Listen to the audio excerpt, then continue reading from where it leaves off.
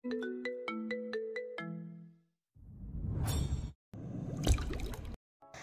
বছর বয়সী মীরার মাথায় পিস্তল ঠেকিয়ে ভিডিও করছে নিলয়। বাবার উপর ক্ষোভ প্রকাশ করছে তার 3 বছর মেয়ের উপর। এই যে মাস্টার মশাই, তোর তো বেশ গরম, আমার সাথে গরম দেখাস? তোর মেয়ে তো বাসার মধ্যে ছিল, সেখান থেকে নিয়ে আসতে আমার চুটকির হেলকি লেগেছে মাত্র। অপেক্ষা কর লাশের, নয়তো এখানে এসে নিজের মেয়েকে নিয়ে যাস। মোবাইল স্ক্রিনে ভিডিও দেখে জ্ঞান হারায় মিম। তার একমাত্র মেয়ে কি দোষ করেছিল? রাফসান হতভম্ব হয়ে বসে আছে সোফায়। কি করবে এখন? দেরি না করে উঠে দাঁড়ায় রাফসান। লুঙ্গি পাল্টিয়ে প্যান্ট পরে নেয় সে। ড্রয়ার খুলতেই সামনে আসে তার ফেভারিট পিস্তলটা। হাত দেয়নি সেটাতে। মানিব্যাগ নিয়ে বের হয়ে যায় রাফসান। মিমকে হাসপাতালে নিয়ে যায় কাজের মেয়েটি, সেখানে ভর্তি করানো হয় তাকে। রাফসান নিলয়ের বলা জায়গা মতো পৌঁছে ফোন করে নিলয়কে। কানের ওপর ফোনটা রাখতেই চোখ ঝাপসা আসে রাফসানের। পেছন থেকে কেউ একজন আঘাত করে রাফসানের মাথায়। ঢলে পড়ে যায় রাফসান পিচ ঢালা রাস্তায়। দুর্বল শরীরে প্রচণ্ড মাথা ব্যথা নিয়ে চোখ খুলে রাফসান। সামনেই বসে আছে মীরা। রাফসান চোখ খুলতেই মীরা বলল, পাপা, পাপা, এরা তোমাকে আমাকে এমন করে বেঁধে রেখেছে কেন? এরা কি সেই পচা লোকগুলো যারা তোমাকে আর আম্মুকে মারতে চাইছিল? বলো, আমি ওদের মেরে ভূত বানিয়ে দেই। রাফসান মীরার দিকে তাকিয়ে আছে। ওর চোখে ভয় নেই, সাহস দেখছে ওর চোখে। না মামুনি, এরা সেই লোকগুলো নয়। এরা ভালো মানুষ, তবে বকে গেছে, মা বাবার শিক্ষা পায়নি। ও তাই বুঝি? হ্যাঁ মামুনি। তাহলে তুমি ওদের বুঝিয়ে দাও। এসব ভালো না। ছোট ছোট বাচ্চাদের বাসা থেকে ধরে আনা, তারা ভয় পায় না? আমি ভয় পাইনি বুঝি? মামুনি, এরা বুঝবে না। পাপা, তুমি তো সবাইকে শিক্ষা দাও, এদেরও একটু শিখিয়ে দাও। না মামুনি, এরা শিক্ষা পায়নি, আমার ছাত্র এরা। কথাটা শেষ না হতেই নিলয় এসে দাঁড়ায় ওদের সামনে। কিরে মাস্টার, তোর অনেক চর্বি হয়েছে। আমি কি করি কিংবা না করি তাতে পুরো ক্যাম্পাসের কিছু আসে যায় না, আর তুই সামান্য সহকারী শিক্ষক হয়ে আমার সাথে লাগতে আসিস? বলে হাতের রডটা দিয়ে রাফসানকে আঘাত করবে, তখনই মীরা বলে ওঠে, ওই ছাড়া আমি কিন্তু কিছু বলি না, শুধু পাপার ভয়, নাইলে তোমাকে আমি গুলি করে মেরে ফেলতাম। রাফসান মীরার কথা শুনে কোনো মতে হাসি চেপে রেখেছে। নিলয় হাসানকে বলল, বাচ্চাটাকে তার মায়ের কাছে রেখে আইন, ওকে দিয়ে আর কাজে নেই আমার। আর বাচ্চা মানুষ কোমল হয়, এ মালটা ডেঞ্জারাস জিনিস, সাবধানে নিয়ে যাস। হাসান মীরাকে নিয়ে গোডাউন থেকে বের হতেই রাফসানের হাতের ওপর রডের আঘাত করে নিলয়।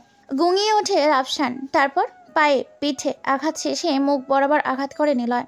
গালের সাথে ঠোঁট ফেটে গড়গড় করে রক্ত বেরোতে থাকে রাফসানের দেহ থেকে। চোখ ঝাপসা হয়ে আসছে। চোখের সামনে নিলয়ের পায়ের নিচে চাপা পড়া সিগারেট নজরে আসছে। আস্তে আস্তে চোখ বুজে যাচ্ছে ওর।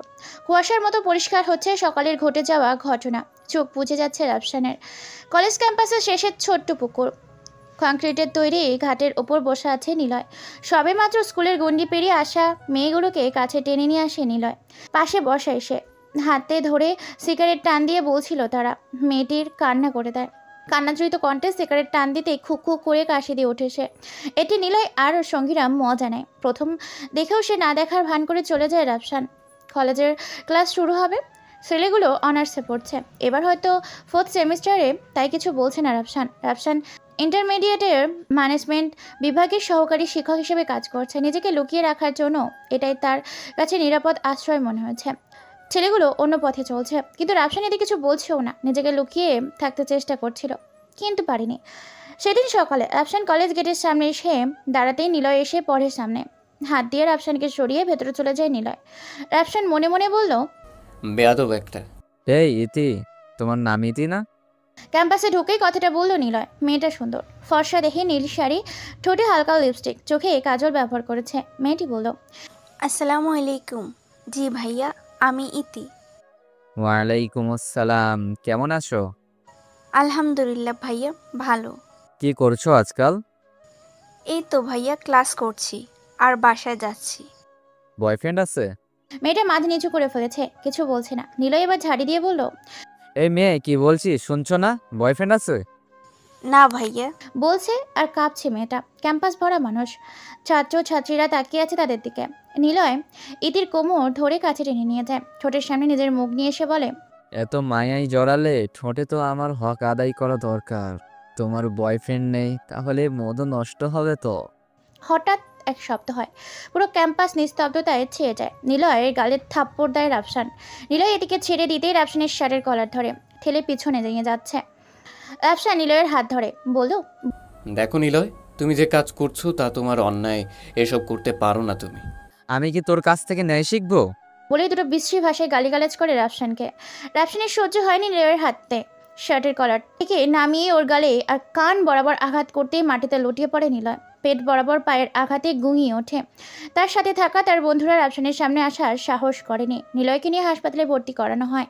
পুরো ক্যাম্পাস তখন নিস্তব্ধ ছিল। নিলয় নামক আতঙ্ক। সেই ক্রোধে মীরাকে কিডন্যাপ করে নিলয়। বিকালবেলায় বাসায় ফিরতেই মীরার নিখোঁজ সংবাদ। নিলয়ের কিডন্যাপিং ভিডিও দেখেই রাফসান চলে যায় নিলয়ের বলা জায়গায়। গলা বেয়ে ফিনকি দিয়ে রক্ত ঝরছে, ঠোঁট ফেটে গেছে। চারিদিকে অন্ধকার ঘনিয়ে আসছে। মোটা রথের আঘাত মাথা বরাবর পড়তেই চোখ বুঝে যাচ্ছে রাফসানের। এই কি শেষ? নতুন করে বাঁচতে চেয়েছিল সে, আর কি হবে না? মিম হাসপাতালে চোখ খুলেছে। পাশেই মীরা। মীরাকে বুকে টেনে নিয়েই বলল, আর নয়, এখানে আমরা অনেক দূরে চলে যাব এই শহর ছেড়ে। বেহুশ রাফসানকে হাসপাতালে নিয়ে আসে গোডাউনের দারোয়ান। প্রচুর রক্তক্ষরণ হয়েছে তার শরীর থেকে। রক্ত দরকার 2 ব্যাগ এবি নেগেটিভ রক্তের গ্রুপ। 1 ব্যাগ হাসপাতালে ছিল, যেটা রাফসানের শরীরে কম হয়ে যাবে। রাফসানের পকেটে পাওয়া মোবাইল থেকে মিমের সাথে যোগাযোগ করে তারা। মিম রাফসানের কথা শুনে থরথর করে কাঁপতে থাকে। কাজের মেয়েটি শক্ত করে চেপে ধরে মিমকে। শান্ত হন আপা, ভাইয়ার কিছু হবে না। তুই মীরাকে দেখিস, আমি তোর ভাইয়ের কাছে যাব। কিন্তু আপা, এত বড় বাসায় আমি একলা কিভাবে থাকবো? আচ্ছা, তুই বাসায় চলে যা, মীরাকে সিজু ভাবির বাসায় রেখে যাব। আচ্ছা আপা। কাজের মেয়ে শেফালি নিজের যা কিছু ছিল ছোট্ট ব্যাগে নিয়ে নেয়। রাতের খাবারও ছোট্ট একটা বাটিতে করে নেয়। সারাদিন এ বাসায় থাকলেও রাতে নিজের বাসায় চলে যায় শেফালি। সারাদিনের জামা কাপড় নিয়েই আসে এখানে। সেগুলো ব্যাগে নিয়ে বের হয়ে গেছে সে। পাশের ফ্ল্যাটেই সিজু ভাবি থাকেন। তার একটি মেয়ে আছে মীরার বয়সী, তাই সমস্যা হবে না। মিম মীরার হাতে ফ্রিজ থেকে 2টো চকলেট বের করে দেয়। মীরা চকলেট 2টো হাতে নিয়ে মন খারাপ করে বলল, আম্মু, বাবার কি হয়েছে? তেমন কিছু না মা, তুমি সিজু আন্টির সাথে গল্প করো, আমি তোমার পাপাকে নিয়ে আসি, কেমন? আচ্ছা আম্মু, তবে চুপ হয়ে যায় মীরা। মিম বলে, তবে কি? পাপাকে বকা দিবা না। মিম মীরার দিকে বাঁকা চোখে তাকায়। মীরা চকলেট দিয়ে দিয়ে মুখ ঢেকে বলল, না না মামুনি, পাপাকে এতগুলো বকে দিবা। বলেই হেসে ফেলে মীরা। পেকে গেছো তাই না? একবার তোমার পাপা আসুক, দুজনকে দেখে নেব। এখন ভদ্র মেয়ের মতো সিজু আন্টির কাছে থাকবা, আমি তাড়াতাড়ি চলে আসব। মীরা কিচ্ছু বলে না। মিম নিজেকে গুছিয়ে বাসার সবকিছু চেক করে লক করে দেয় বাসা। সিজু ভাবিকে সবকিছু বললে সে বলল, সমস্যা নেই ভাবি, আপনি যান, আমি মীরাকে দেখে রাখবো। মিতুর সাথেই থাকুক মীরা, দুজন খেলা করবে। আপনি ভাইয়ের কাছে যান, দেখুন আল্লাহ কি করে। মিম একটু ভরসা পাচ্ছে মীরার কোনো সমস্যা হবে না। হাসপাতালে পৌঁছাতে অনেকটা সময় লেগে গেছে মিমের। রাফসানের জন্য 2য় ব্যাগ রক্তের জোগাড়ও হয়ে গিয়েছে। শরীরের সমস্ত ক্ষত স্থানগুলোতে ব্যান্ডেজ করে দেওয়া হয়েছে। হাসপাতালে রাফসানের ভর্তির ফর্ম পূরণ করে তাদের বিল করে তারপর রাফসানের পাশে এসে বসে মিম। মলিন মুখ হয়ে আছে তার। গভীর নিদ্রায় শুয়ে আছে রাফসান। ঘুমের ইঞ্জেকশন পুশ করা হয়েছে রাফসানের দেহে। সকাল ছাড়া চোখ খুলবে না ওর। চোখ বেয়ে জল গড়িয়ে পড়ছে। আজ রাফসান তার পুরোনো দিনের মতো থাকলে হয়তো এমন দিন কখনোই দেখতে হতো না মিমের। তবুও বেশ আছে এখন মিম। রাফুর কালো ছায়া পিছু ছেড়েছে।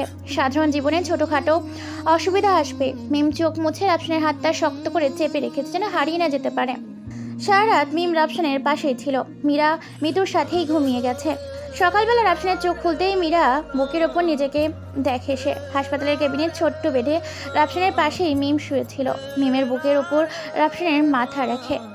মেয়ে ডাক্তার আর নার্স ছিল রাতের ডিউটিতে, তাই অসুবিধা হয়নি মিমের। পা মচকে গেছে রাফসানের। সেরে উঠতে মাসখানেক লাগবে। রাফসানের চোখ খোলা দেখে মিমের স্বস্তি মিলে। কথা বলতে দেয়নি রাফসানকে। শরীর দুর্বল। ফলের জুস খাইয়ে ওষুধ খেতে দিয়েছে নার্স। ভারী খাবার একটু পরে দিবে। মিম বাসায় চলে আসছে মীরার কাছে। সেখানে একজন লোক রেখে এসেছে রাফসানের খাবার দিয়ে যাওয়ার জন্য। মীরাকে বাসায় রেখে মিম রাফসানের পাশে থাকতে পারবে না। রাফসান এটা কখনোই মানবে না। কলেজ ক্যাম্পাসে নিলয় তার বন্ধুদের নিয়ে আড্ডা দিচ্ছে। গতকালকের মেয়েটা আসেনি আজও। মেয়েটার আসবেও নেই কলেজে। গত রাতে ধর্ষণ হয়েছে মেয়েটি। বাসায় ঢুকে একদল বকাটে মুখে কালো কাপড় বেঁধে ধর্ষণ করেছে তাকে, বাসার সবাইকে বেঁধে রেখে। সমাজে কালো ছায়া পড়েছে। নিলয় নামের একজন বাবা এখানকার মন্ত্রী। বাবার ক্ষমতায় অপকর্মে লিপ্ত হয়েছে বকে যাওয়া নিলয়। একজন মেয়ে আসে কলেজ ক্যাম্পাসে। এটাকে কখনো এই ক্যাম্পাসে মেয়েটাকে কেউ দেখেনি। নিলয়কে দেখে মেয়েটি তাদের সামনে এসে দাঁড়ায়। নিলয় বলে উঠল, মামা করা মাল এটা, উফ। এক্সকিউজ মি, আমাকে বলছেন? কথাটি বলল তিথি। জি আপনাকেই বলছি। বলেই হো হো করে হেসে উঠল নিলয় ও তার বন্ধুরা। তিথি বুঝেছে ক্যাম্পাসের বকাটেরা এদের কাছে হবে না, তাই ওখান থেকে সরে আসতেই নিলয় ডাক দিল, এই যে সুন্দরী, তোমার দেহ দুলিয়ে মনে রং লাগিয়ে গেলে এ রং মেটাবে কে? তিথি মুচকি এসে বলল, ভাইয়া, মাসের শুরু কেবল। শারীরিক সমস্যার কারণে আপনার মনের রং মেটাতে আমি পারবো না, বরং আপনি আপনার বোনের কাছে যান, সে মিটাবে। কথাটা শুনতেই চমকে উঠল নিলয়। লাফিয়ে তিথির সামনে এসে দাঁড়ায়, রাগান্বিত চোখে বলে, কি বললি আবার বলতো? বলতে বলতে নিলয় তিথির ওড়না টেনে ধরে।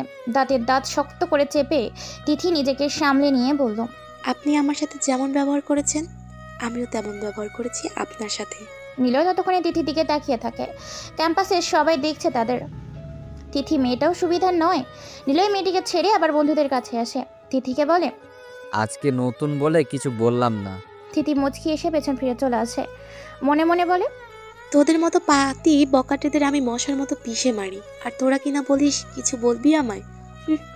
তিথি চলে যায় সেইখান থেকে। ক্যাম্পাসের মাঝে কিছু মেয়ে বসে আছে, একজন গিটার বাজাচ্ছে, বাকি সবাই মনোযোগ দিয়ে শুনছে।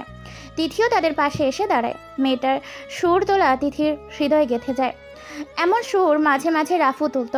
হঠাৎ করেই রাফুর কথা মনে পড়তেই তিথি ওই মেয়ের মধ্যে একজনকে বলে উঠল, এক্সকিউজ মি, আপু আমি তিথি, আমাকে যদি একটু সাহায্য করতেন।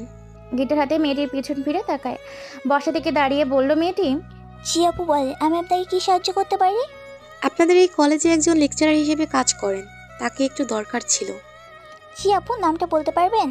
একটু ভাবে তিথি, তারপর বলে, বোধহয় রাফসান ইসলাম হবে তার নাম। রাফসান নামটা শুনতেই পেছন থেকে বসে থাকা একটি মেয়ে বলল। রুবি অগ্নি দৃষ্টিতে তাকায় তিথির দিকে।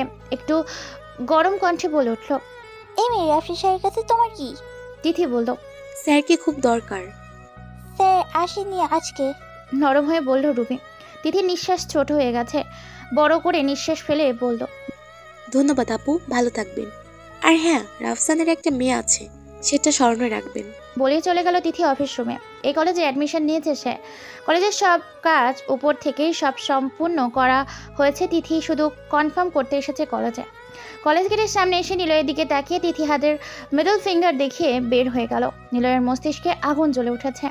বন্ধুদের নিয়ে বাইক স্টার্ট দেবে তখনই নিলয়ের ওপর স্ট্যাম্প দিয়ে আঘাত করে শিমুল। কপাল ফেটে রক্ত ঝরছে। লেগে গেল প্রচণ্ড মারামারি। ক্যাম্পাস থেকে বেরিয়ে তিথি আনমনে হাঁটছে। রাফসানকে আমার ভালোবাসার কথা না বলাই রয়ে গেল, কিন্তু রাফসানের যে মেয়ে আছে, তাদের সংসার, সেটার ক্ষতি আমি করতে পারবো না। আমি না হয় ভালোবাসি ভালোবাসার জন্য, ভালোবাসার মানুষটা সুখের জন্য। সে তো সুখে আছে, আমি না হয় ছায়া হয়ে পাশে থাকি ওর। কথাগুলো বলছে তিথি বিড়বিড় করে। রাস্তার পাশে খাড়ি বোতলে লাথি দিতেই সেটা গিয়ে একটা ছেলের ওপর পড়ে। সেটা তাকায় তিথির দিকে। তিথির চোখ বড় বড় হয়ে যায়। ছেলেটাকে ওপর নিচ ভালো করে দেখে নিল তিথি।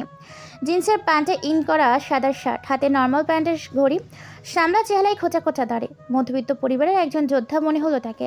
ছেলেটা তিথিকে কিছু না বলে চলে গেল। তিথি হাঁ করে তাকিয়ে আছে ছেলেটার দিকে। কিছু বলো না, তার জন্য আফসোস হচ্ছে তিথির।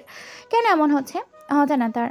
তখনই তিথির মোবাইলের কারো ফোন আসে। নাম্বার না দেখে রিসিভ করে সে। অপর পাশের মানুষটা বলতে লাগলো, তিথি, কলেজে অ্যাডমিশন নিয়েছিস? জি নিয়েছি, কিন্তু আপনি কে? নাম্বার দেখনি? তিথি মোবাইলের ওপর চোখ বোলাতেই রাশেদ নামটা সেভ করা দেখতে পায়। ও রাশেদ ভাই, নাম্বার খেয়াল করিনি। ঠিক আছে, সমস্যা নেই। রাফসানের খোঁজ মিলেছে কি? না ভাই। রাফসানকে কারার করো। তোমরা যদি আরও লোক দরকার হয় নিও, তবুও রাফসানকে যেন কিছু না হয়। আচ্ছা ভাই। কিন্তু আমার সন্দেহ হচ্ছে তোমরা পারবে কিনা ওকে রক্ষা করতে। বস বলেছে ওর শরীরে যেন একটুও আঁচড় না লাগে। জি ভাই, আমি সম্পূর্ণ চেষ্টা করব। এটা জেনে রেখো, রাফসানকে খুন করার জন্য ইন্টারন্যাশনাল কিলার হায়ার করা হয়েছে। ভাই আপনি ভুলে গেছেন হয়তো রাফসান কে। ভুলিনি, কিন্তু রাফসান অস্ত্র রেখে দিয়েছে। ভাই অস্ত্র রেখেছে, চালানো ভুলেনি। যাই হোক, সাবধানে পদক্ষেপ নেবে। জি ভাই। ফোন কেটে দেয় রাশেদ। রাশেদ ব্ল্যাক ড্রাগন গ্যাংয়ের একজন মেম্বার। শহীদ হাসানের অ্যাসিস্ট্যান্ট। শহীদ হাসান কখনোই রাফসানকে হারাতে চাইবে না। রাফসান যে তার প্রথম ভালোবাসার সন্তান, তাই তার দেহরক্ষী হিসাবে গোপনে তিথিকে পাঠিয়েছে রাফসানের চারপাশে থাকার জন্য। শ্যাডো হ্যান্ডার নামের গোপন গ্যাং ক্রিয়েট করেছে শহীদ হাসান, যা শুধুমাত্র রাফসানকে প্রোটেকশন দেওয়ার জন্য। শ্যাডো হ্যান্ডার ব্ল্যাক ড্রাগনের বেস্ট হেল্পার স্টুডেন্টদের নিয়োগ করা হয়েছে। তিথি ফোন রেখে বাসের জন্য এগোচ্ছে। কলেজ ক্যাম্পাসের গণ্ডগোল শেষ হতেই আহত মানুষদের হাসপাতালে নেওয়া হয়েছে। নিলয় গ্রুপ ও শিমুল গ্রুপ এমন গণ্ডগোল লেগেই থাকে প্রায় সময়। রুবি রাফসানের প্রতি দুর্বল। যখন শুনল রাফসানের স্ত্রীর সন্তান আছে, তা শুনে আনমনে হয়ে পড়ে।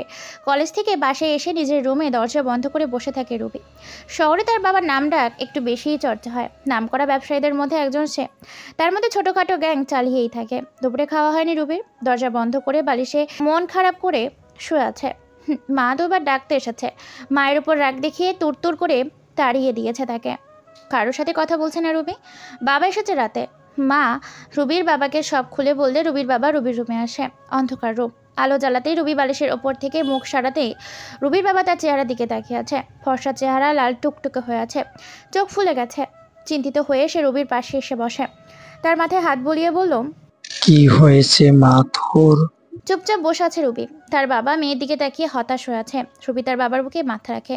আস্তে আস্তে বলে, কিচ্ছু বলে না। হঠাৎ রুবির খেয়াল আসলো, যদি রাফসানের স্ত্রীর সন্তানকে দুনিয়া থেকে সরিয়ে ফেলা যায়, তাহলে তো আমার জন্য রাফসানের পাওয়া একদম সোজা হয়ে আসবে। হ্যাঁ তাই করবো, রাফসান সাহেবের জীবন থেকে স্ত্রীর সন্তানকে সরিয়ে ফেলবো।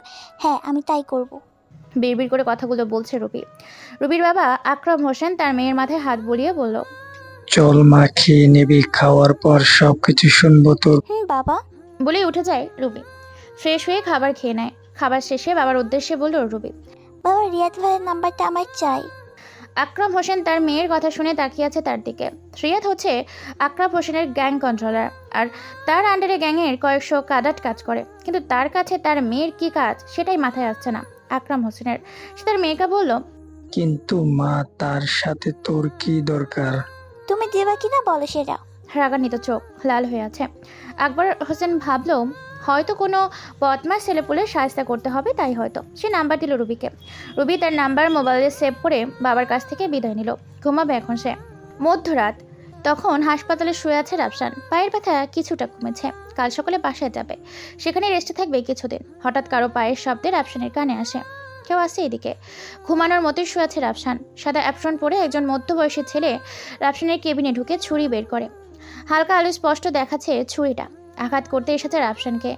ঘুমন্ত মানুষের ওপর আঘাত করছে হানমনে। আচমকা রাফসান সরে গিয়ে তার হাতের ছুরিটা টান দিয়ে ফেলে দেয়। ছেলেটা দ্বিতীয়বার রাফসানের ভিতর হাত দেওয়ার আগে রাফসান বেডের পাশে দাঁড় করা স্টিলের রড দিয়ে ছেলেটার মাথায় আঘাত করে।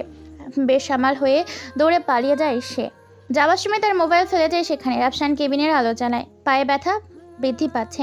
মোবাইল দেখে হাতে নিয়ে দেখা একটা ওপেন ফাইল, সেখানে রাফসানের ছবি। আর তাকে মারতে পারলে তার অ্যাকাউন্টে 5 কোটি টাকা। বিস্মিত হয়ে তাকিয়ে আছে রাফসান। তার পরিচয় সম্পূর্ণ গোপন, তবুও তার শত্রুদের ভাড়াটে ক্যাডার তার কাছে পৌঁছে গেছে। কিন্তু কিভাবে? রাফসানকে তো কেউ চিনে না, তাহলে তার ছবি এখানে কি করছে? তাহলে কি কেউ নিজের লোক বিশ্বাসঘাতকতা করছে? রাফসানকে এক রহস্য ধাঁধায় ফেলে দিয়েছে এই মোবাইলটা। হঠাৎ ফোন আসে মোবাইলে। আকবর বস নামে সেভ করা। রাফসান ফোনটা রিসিভ করতেই অপর পাশের মানুষটা বলতে রাখলো, 89-14 কাজটা কি সম্পূর্ণ হয়েছে? রাফুকে মারতে পেরেছিস? রাফসান স্তব্ধ। নরম কণ্ঠে বলল, একজন কি আর রাফুকে ছুতে পারে? আরে আমার তো কপাল খুলে গেল, রাফুর কণ্ঠ শুনছি। আকবরের কথা শুনে রাফসানের খটখট করে হেসে উঠল। বলল, দেখ, তুই কে সেটা জানি না, কিন্তু রাফু তার আগের ফর্মে যদি একবার আসে, তোর রাফুর কণ্ঠ শোনার কানটাই থাকবে না। চোখ দিয়ে তাকে দেখার আগে চোখ দুটো উপরে উঠবে, গলা দিয়ে শব্দ বের হবে না, তার আগেই কণ্ঠনালী আলাদা হবে দেহ থেকে। বুঝতেই পারছিস তুই কতটা ভাগ্যবান যে রাফু তার ফুল ফর্মে নেই। ও মা, আমি খুব ভয় পেয়েছি। আকবর ব্যঙ্গ করে কথা বলছে। সে ভাবছে মজা করছে রাফু। রাফু কিছু বলবে, তার মধ্যেই আকবর আবার বলল, তোর খেলা শেষ রাফু, শুধু অপেক্ষা কর। ফোন রেখে দেয় আকবর। রাফসান মোবাইলের দিকে তাকিয়ে আছে। আকবর নামটা প্রথম শুনছে সে। পুরনো কোনো শত্রুর নাম যে আকবর তা তো মনে পড়ছে না রাফসানের। চুপচাপ বেড়ে বসে আছে। পূর্ব আকাশ থেকে আজানের ধ্বনি আসছে। রাফসান অজু করে ফজরের নামাজ পড়ে নিজেকে গুছিয়ে নিতে শুরু করে। তার বাসায় যাবার যে খুব তাড়া। সকাল 10টা তখন। মীরা দৌড়ে রাফসানের কেবিনে ঢুকছে। পাপার কোলে উঠে না কয়দিন জাপটে ধরছে রাফসানকে মীরা। রাফসানের মাথায় গালে ব্যান্ডেজ খোলা হয়নি এখনো, পায়ের ব্যান্ডেজ খুলেছে রাতেই। মিম হাসপাতালের সমস্ত বিল মিটিয়ে রাফসানকে নিয়ে বাসায় আসে। মীরা তো রাফসানের কাছ থেকে নড়ছেই না। মিম বাসার কাজে ব্যস্ত। নিজের মোবাইলটা চার্জে লাগিয়ে ওপেন করতেই সেই চিরাচরিত নাম্বার থেকে ফোন আসলো।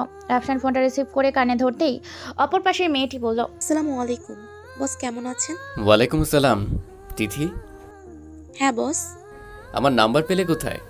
আপনাকে আমরা হারাতে দিছি কোথায়? আমি স্বইচ্ছায় চলে এসেছি, তবু কেন পিছু ছাড়ছো না আমার?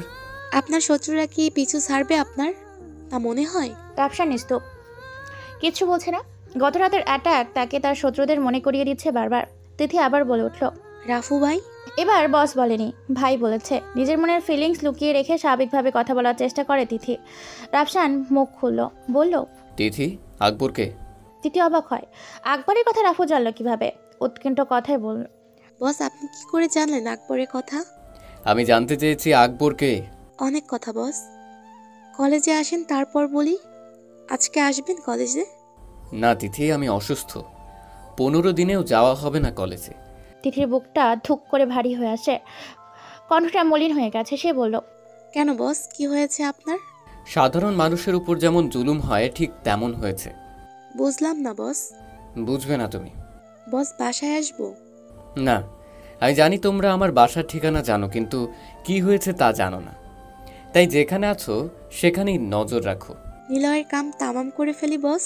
তিথির মনের কথা চেপে রাখতে পারল না। ভেবেছিল নিলয়ের ব্যাপারে সে তিথিকে সবকিছু জেনেছে, সেটা রাফসানকে বলবে না, গোপনে নিলয়কে গায়েব করে দিবে তিথি। কিন্তু সে কথা গোপন রাখতেও পারল না তিথি। রাফসান বলল, তিথি, ছোটখাটো বিষয়ে ভায়োলেন্স হলে কি চলবে? মাছি মেরে হাত নোংরা কেন করবে? জি বস। আমি ফ্রি হলে দেখা করব, ততদিনের জন্যে আল্লাহ হাফেজ। বলেই ফোন কেটে দেয় রাফসান। মীরা রাগান্বিত চোখে তাকিয়ে আছে রাফসানের দিকে। কোমরে হাত দিয়ে বলে, এই পচা ছেলে, তিথিকে শুনি। তিথি দূরবীন দিয়ে রাফসানকে দেখছে তার সামনের বিল্ডিংয়ের ছাদ থেকে। মুচকি মুচকি হাসছে মীরা তার বাবাকে আঙুল দিয়ে ইশারা করে বকা দেওয়ার ভঙ্গি দেখে। রাফসান মীরাকে ঘুষি দিচ্ছে, কপালে দুটো চুমু দিয়ে ছোট বড় চকলেট। মেয়ে সব কিছু ভুলে গেছে। তিথি নামের কিছুই শোনেনি মীরা। একবার মায়ের কাছে নালিশ করলে রাফসানের কলিজা শুকিয়ে ফেলতো মিম। তা যাই হোক, অল্পতেই মিমকে হাত করতে পেরে খুশি রাফসান। পরন্ত বিকেল, বারান্দার গ্রিল ধরে দাঁড়িয়ে আছে রাফসান। শাড়ি পরেছে মিম। রাফসানকে আনমনে বারান্দায় দাঁড়িয়ে থাকতে দেখে নিজে পেছন থেকে গিয়ে রাফসানের কোমর জড়িয়ে লেপটে গেছে তার পিঠের ওপর নিজের মাথা দিয়ে পৃথিবীর শ্রেষ্ঠ সুখী হয়ে চোখ বুজে। রাফসান বাধা দেয় না মিমের এই সুখে। মীরা হুট করে তাদের পাশে এসে দাঁড়ায়, চুপচাপ তার হাতে একটা আঙুল দিয়ে রাফসানের পায়ে টোকা দিচ্ছে। রাফসান নিচে তাকিয়াতেই মীরা মুখ পাকা করে বলল, পাপা তুমি? কথাটা শোনা মাত্রই মীরা পেছনে কাজের মেয়েটি এসে দাঁড়ায়, হাতে ছুরি। থরথর করে কাঁপছে তার হাত। ধারালো ছুরি মীরার গলা বরাবর তাক করে ধরেছে। রাফসান নড়ছে না তার জায়গা থেকে। মিম চোখ বুঝেই আছে, কিছু বুঝতে পারছে না তার বন্ধ চোখের আড়ালে কি হতে যাচ্ছে। মীরা কাজের মেয়েটির দিকে তাকিয়ে আছে। মীরা কিচ্ছু বুঝতে পারছে না তার সাথে কি হতে চলেছে। রাফসান নিজ জায়গা থেকে সরে দাঁড়াতেই মেয়েটি আঘাত করবে মীরার দেহে, তাই চুপচাপ দাঁড়িয়ে আছে রাফসান। কাজের মেয়েটি ঘামছে, সমস্ত শরীর থরথর করে কাঁপছে। রাফসান বুঝতে পারে কাজের মেয়েটিকে কেউ বিপদে আছে। পকেটে হাত দেয় রাফসান। ডায়াল কলের প্রথম নাম্বারটি তিথির। আলতো হাতের স্পর্শে কল চলে আসে তিথির কাছে। তিথি কল রিসিভ করে হ্যালো হ্যালো বলতে থাকে। রাফসানের কোনো উত্তর পায়নি। বারান্দায় চলে আসে তিথি। সম্পূর্ণ দেখতে পায় রাফসানের বারান্দায় কি হতে চলেছে। রুম থেকে M46 নিয়ে কাজের মেয়েটির দিকে তাক করে তিথি। বারান্দার গ্রিলের বাইরে হাত বের করে ইশারা দেয় তিথিকে, অজ্ঞান করার ইশারা। তিথি দেরি করে না, রুম থেকে ডামি বুলেট নিয়ে শ্যুট করে কাজের মেয়েটির উপর। ঢলে পড়ে ঘুমের মধ্যে। রাফসান বলে উঠল, মীরা মামনি, দেখো তোমার শিউলি আফা অসুস্থ হয়ে পড়ছে। বলেই মিমকে ছাড়িয়ে নেয় নিজের দেহ থেকে। মিম গিয়ে শিউলিকে ধরে। ফ্লোরে পড়ে আছে শিউলি। হাত দিয়ে ইশারা করে তিথিকে। কাজ হয়ে গিয়েছে। তিথি রুমে চলে যায়। রুমের ভেতর গিয়ে তার গ্যাংয়ের দুজনকে অ্যাম্বুলেন্স নিয়ে রাফসানের বাসা নিচে পাঠিয়ে দেয়। মিম শিউলির কাঁধ ধরে তুলে, সাথে রাফসানের সাহায্য করে নিচে নামতে। মিম, তুমি মীরাকে নিয়ে সিজু ভাবির বাসায় থাকো, আমি আসছি। কিন্তু রাফসান, তুমি অসুস্থ, পায়ে ব্যথা এখনো আছে। মিম, সমস্যা হবে না আমার, তুমি মীরার কাছে যাও। না, তুমি রুমে যাও রাফসান, মীরাকে দেখাশোনা করো। আমি শিউলিকে ডাক্তারের কাছে নিয়ে যাচ্ছি। হঠাৎ খেপে যায় রাফসান। মিমকে ঝাড়ি দিয়ে গাড়িতে উঠে গেল। মিম বুঝতে পারেন রাফসান এমন অদ্ভুত রিয়াক্ট কেন করলো। মিম কিছুটা আন্দাজ করে কিছু একটা ঝামেলা আছে এর মধ্যে, তাই কথা না বলে রুমে চলে আসে মিম। মীরাকে নিয়ে ছাদে ওঠে। রাফসান শিউলিকে নিয়ে তার নির্ধারিত গোডাউনে নিয়ে চেয়ারে বসিয়ে বেঁধে ফেলে। চারিদিকে তিথির লোক। রাফসান বসে আছে সামনে, শিউলি অজ্ঞান হয়ে পড়ে আছে। রাফসান তিথির সামনে বসে বলল, তিথি বলো এসব কেন হচ্ছে? আমি অন্ধকার জগতের বাহিরের সৌন্দর্যে বেরিয়ে এসেছি, তবু কেন আমার পিছু নিয়েছিস? আরে আকবরটাকে কেনই বা আমাকে মারতে চায়? তিথি চুপ হয়ে রয়েছে রাফসানের পাশে। আলতো করে তার হাতটা ধরে বলতে লাগলো, বস, সে 3 বছর আগের কথা, যখন আপনি গ্যাং ছেড়ে গোপনে এখানে চলে আসেন। তার কয়েক মাস পরের ঘটনা। আপনার বাবা শহীদ হাসান বিদের সকল মাফিয়াদের নিয়ে একটা মিটিং করে। মাফিয়া বললে ভুল হবে, তাদের দেশের কালোবাজারি গোল্ড ডিলারদের নিয়ে বোর্ড মিটিং হয়। আর ব্ল্যাক ড্রাগনের নাম শুনলে সব ছুঁচো শেয়ালগুলো পিছে লেগে যায়। সে বোর্ড মিটিংয়ে উপস্থিত ছিলেন আকবর হোসেন, দিলদরাজি কবির, সুভাশিস, আরও কিছু গোল্ড এবং ডায়মন্ড স্মাগলার। মিটিংয়ে বছরের সবচেয়ে বড় ডিল হতে যাচ্ছিল মিস্টার ওয়াহিদ এর সাথে। ওয়ার্ল্ডের নাম্বার 1 মার্সেনারি গ্রুপ তার। আপনার দোস্ত জায়েদ মাসুদ এর বাবা মিস্টার ওয়াহিদের সামনে আকবর হোসেন ড্রাগ স্মাগলিং করার প্রস্তাব দেয়। শহীদ হাসান তো পুরো গরম হয়ে উঠেছে, টেবিলের ওপর থাপ্পড় দিয়ে দাঁড়িয়ে যায় সে। এই দেশে ড্রাগ স্মাগলিং হবে না স্যার, সময় বদলাচ্ছে। এখন থেকে থাকতে হলে ড্রাগসের আমদানি করতে হবে। কথাটা বলল আকবর হোসেন। তার সাথে গলা মিলালো দিলদরাজি। শহীদ হাসান শক্ত গলায় বলল, আমার শহরে ড্রাগ সাপ্লাই হবে না। যারা ড্রাগ সাপ্লাই আনতে চাইছেন এই দেশে, তাদের সাথে ব্ল্যাক ড্রাগনের কোনো সম্পর্ক থাকবে না। আর সন্ত্রাসী ছাদাবাসদের প্রোটেকশন ব্ল্যাক ড্রাগন দিবে না। আর যতদিন রাফু বেঁচে আছে ততদিন রাফু ড্রাগ সাপ্লাই এদেশে হতে দিবে না। আর রাফু জীবিত আছে নাকি মারা গেছে কেউ জানে না। স্যার, রাফু জীবিত আছে নাকি মারা গেছে কেউ জানে না। জীবিত থাকলে কোথায় আছে সেটা কারো নজরে নেই। আর আপনি রাফুর ইশারায় চলছেন। এভাবে অন্ধকার জগতে কতদিন টিকে থাকবেন আপনি? আর যতদিন আমার আতঙ্ক আছে ততদিন। আতঙ্ক তো রাফু, সে একাই যথেষ্ট। দেখা যাবে রাফু কতদিন টিকে থাকে। বলেই উঠে চলে যায় আকবর আর দিলদরাজি। মিস্টার ওয়াহিদ শহীদ হাসানকে বলল। শহীদ হাসান চুরুটে আঙুল লাগিয়ে টানছে। মিস্টার ওয়াহিদের সাথে বাকি সকলে যার যার মতো গোল্ড হীরার ডিল করে চলে যায়। ডিল শেষে মিস্টার ওয়াহিদ আর শহীদ সে বিল্ডিংয়ে ছাদে আসে। দুটো হেলিকপ্টার অপেক্ষা করছে দুইজনের জন্য। হ্যাঁ, সে করে দুইজন দুই দিকে। আকবর হোসেন এখান থেকে চলে গিয়ে প্ল্যানিং করে রাফুকে মেরে ফেলার। সঙ্গ দিয়েছে দিলদরাজি। সে খবর পেতেই আপনার বাবা আপনাদের গোপন গ্যাং তৈরি করে আপনাকে রক্ষা করতে ছায়া হয়ে পাশে থাকতে বলেন। তাই আমরা আপনার ছায়া হয়ে আছি 1.5 বছর। কিছুদিন আগে আমাদের গ্যাংয়ের একজন আপনার ছবি আকবর হোসেনের কাছে বিক্রি করে দেয়। সেটা জানার পর তাকে আর বাঁচাতে দেয়নি। পুরো 4 রাউন্ড গুলি তার বুকে ঝাঁঝরা করে দিয়েছে। রাফসান তিথির কথা শুনে স্তব্ধ হয়ে বসে আছে। কি বলবে বুঝতে পারছে না। রাফসান এই চক্রের চক্রান্ত থেকে বের হতে চায় শুধু, যেটা সে কোনো মূল্যেই হোক। মীরার জন্য যা কিছু করার দরকার তাই করবে রাফসান। সবাইকে শিউলির জ্ঞান ফিরেছে। কাঁদতে কাঁদতে বলতে লাগলো, আমার বড় মেয়েকে তারা নিয়ে গেছে সাহেব। আপনাকে খুন করতে পারলে আমার মেয়েকে তারা ছেড়ে দিবে সাহেব। আর আমাকে 10 লাখ টাকা দিয়েছে সাহেব, যার কারণে আমি আপনার উপর হামলা করতে চাইছিলাম। বলেই কান্না করে দেয় শিউলি। থরথর করে কাঁপছে তার কণ্ঠ। রাফসান একটু ভেবে বলে উঠল, তিথি, আমার বুকে বুলেটের আঘাত কর, যেন আমি বেঁচে না থাকি। আমার মৃত্যুই শ্রেয়। কি? চমকে ওঠে তিথি। রাফসান বলল, হ্যাঁ, এটাই একমাত্র উপায় বেঁচে আছে। মীরার খুশির জন্য আমাকে মরতে হবে। আমার জন্য যেন তাদের কোনো আঁচ না আসে সে দায়িত্ব নিয়েছি আমি। আমার মৃত্যু হলে তারা নিরাপদ থাকবে। মিমের যা সম্পত্তি আছে তা দিয়ে তাদের সারা জীবন চলে যাবে। কিন্তু বস, আপনি চাইলে ওদের চুটকি দিয়ে উড়িয়ে দিতে পারেন। কত শেষ করব বলো তিথি? একজন শেষ করলে 10 জন আসবে। 10 জনকে শেষ করলে 100 জন তৈরি হবে। আমি ক্লান্ত হয়ে যাব। আমার মৃত্যুই শ্রেয়। আমি পারবো না বস।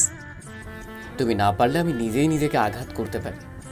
বলি তিথির কাছ থেকে 9mm পিস্তলটা নিয়ে ট্রিগারে টিপ দিতেই লুটিয়ে পড়ল ফ্লোরে। কটকট করে রক্ত ঝরছে সমস্ত ফ্লোরে। শিউলি তা দেখে আবারও জ্ঞান হারায়। রাফসানের দেহ ফ্লোরে পড়ে আছে। তিথি রাফসানের হাতটা ধরে ঠোঁটের স্পর্শ করে বলল, বস এমনটা না হলেও পারতো। তিথির চোখ দিয়ে পানি পড়ছে। তিথির স্যাডো হ্যান্ডেড ক্যাডার জয়, শিমুল, প্রিন্স আরও কয়েকজন তিথি রাফসানকে ঘিরে দাঁড়িয়ে আছে। সবার চোখেই বেদনার অশ্রু। জয় চোখ মুছে তিথিকে বলল, বস আমার একটু যেতে হবে। তিথি জয়ের দিকে তাকায়। ওর চোখে পানি টলমল করছে। তিথি মাথা নামিয়ে সম্মতি দেয় তাকে যাবার। জয় নিজেই স্পাইপার আর AK-47 জমা রেখে বের হয়ে যায়। তিথি আনমনে তাকিয়ে থাকে রাফসানের নিস্তব্ধ দেহর দিকে। গোডাউন থেকে বের হয়ে জয় গোডাউনের পিছনে চলে আসে। পকেট থেকে মোবাইল বের করে বুক পকেটে লাগানো কলমের সাথে যুক্ত ক্যামেরা থেকে মেমোরি বের করে ফোন কানেক্ট করে। রাফসানের মরে যাওয়া দৃশ্য স্পষ্ট। ভিডিও ক্লিপটা চেক করে আকবর হোসেনের ইমেলে ভিডিওটা সেন্ড করে জয়। ভিডিওটা পৌঁছানোর 2 মিনিট বাদেই আকবর হোসেন জয়ের ফোনে ফোন করে। রিসিভ করে জয়। আসসালামু আলাইকুম বস। ওয়ালাইকুম আসসালাম। বস রাফুর কেস ক্লোজড। আমি জানতাম তুই পারবি জয়। এখন বল তুই কি চাস? যা ডিল হয়েছিল বস তাই দিলেই হবে। 25 কোটি টাকা। ওকে, তোর ব্যাংক অ্যাকাউন্টে টাকা জমা হয়ে গেছে, চেক করে নিস তুই। ধন্যবাদ বস। শোন জয়, আজ থেকে তোর আমার সম্পর্ক এখানে শেষ। তুই আমাকে চিনিস না, আমি তোকে চিনি না। আর কখনো আমার সামনে আসবি না তুই। দরকার হলে আমি তোকে সাড়া দেব। ভালো থাকুন। ব্ল্যাক ড্রাগনের হাত থেকে বেঁচে থাকলে দেখা হবে আবার। বলেই ফোন রেখে যায়। আকবর হোসেন রাফির মৃত্যুর ভিডিও আন্ডারওয়ার্ল্ডে ভাইরাল করেছে। সাথে সাথে ধসে পড়ে ব্ল্যাক ড্রাগনের বিজনেস ওয়ার্ল্ড। কমতে থাকে ব্ল্যাক ড্রাগনের কাস্টমার। গোল্ডের মার্কেটের এক ধাক্কায় পাহাড় ছুঁয়েছে। ড্রাগ মাফিয়ারা এক একে বের হতে শুরু করেছে। জয় গোডাউনের পেছনে দাঁড়িয়েছিল তখন 25 কোটি টাকা। জয়ের জন্য আসমান সমান বড় হওয়ার জন্য যথেষ্ট। খুশিতে আত্মহারা হয়ে আছে পাশের ঝোপঝাড়। পেট হালকা করতে দাঁড়িয়ে গেছে ঝোমের পাশে। জিপার খুলতেই রাফসান এসে দাঁড়ায় জয়ের পাশে। পেছন থেকে ঘেরাও করে রাখে জয়কে। জয়ের চোখে ভয় স্পষ্ট। রাফু পেট হালকা করেছে। ছোপের মধ্যে জয় প্যান্ট ভিজে ফেলেছে। রাফুর কাজ শেষ। জয়ের কাঁধে হাত রাখে। রাফু বলে, 25 কোটি টাকা একটু বেশি, তাই না তিথি? তিথির মুখটা হাস্যজ্জ্বল হয়ে ওঠে। বলে সে, কি যে বলেন বস, আমি তো 5 কোটি টাকা পেলেই আপনাকে মেরে ফেলার প্ল্যানিং করতাম। কিন্তু কি তিথি? যদি কখনো স্বপ্নেও ভুলে যাই যে আপনি কে, তাহলে তো আপনাকে মারার প্ল্যান করতে আমার হাঁটু কাঁপবে। জয় হয়তো ভুলে গেছে রাফু অস্ত্র রেখেছে, কিন্তু চালানো ভুলেনি। জয় শুনেছে তিথির কথা। মৃত্যুর ভয়ে ক্রমশ বাড়ছে তার। কিন্তু তার কৌতূহল মন বারবার জানতে ইচ্ছে করছে রাফসান কিভাবে বাঁচল। তো নিজেই তার বুকে গুলি চালিয়েছে। জয়ের মুখে তাকিয়ে আছে রাফু। বুঝতে পারছে জলের কনফিউশন। রাফু বলতে থাকে, জয়, গেমটা ভালোই খেলেছিস, কিন্তু কার সাথে গেম খেলতে যাচ্ছিস সেটা কখনোই ভাবিসনি। তোর প্ল্যান ঠিক ছিল। হাসপাতালে কম্পাউন্ডার রমেশের হাতে আমাকে মারতে চাইছিলি সেদিন রাতে, কিন্তু ব্যর্থ। আকবর হোসেনের নাম্বারের পাশে তোর নাম্বারটাও ছিল। তখনই আমি তোর সাথেই গেম খেলি। কম্পাউন্ডার রমেশ আমাকে মারতে এসেছিল, কিন্তু আমি তাকে ধরে ফেলি। সে পালাতে না পেরে তোর সত্যিই আমার কাছে বলে দেয়। আমিও তোকে কিছু না বলে এখনো কেন বাঁচিয়ে রেখেছি কেন জানিস? এটা আমার গেম। আমার ফেক মৃত্যুর সংবাদ তুই তোর বসের কাছে দিয়েছিস। তারা আমাকে মৃত ভাবছে।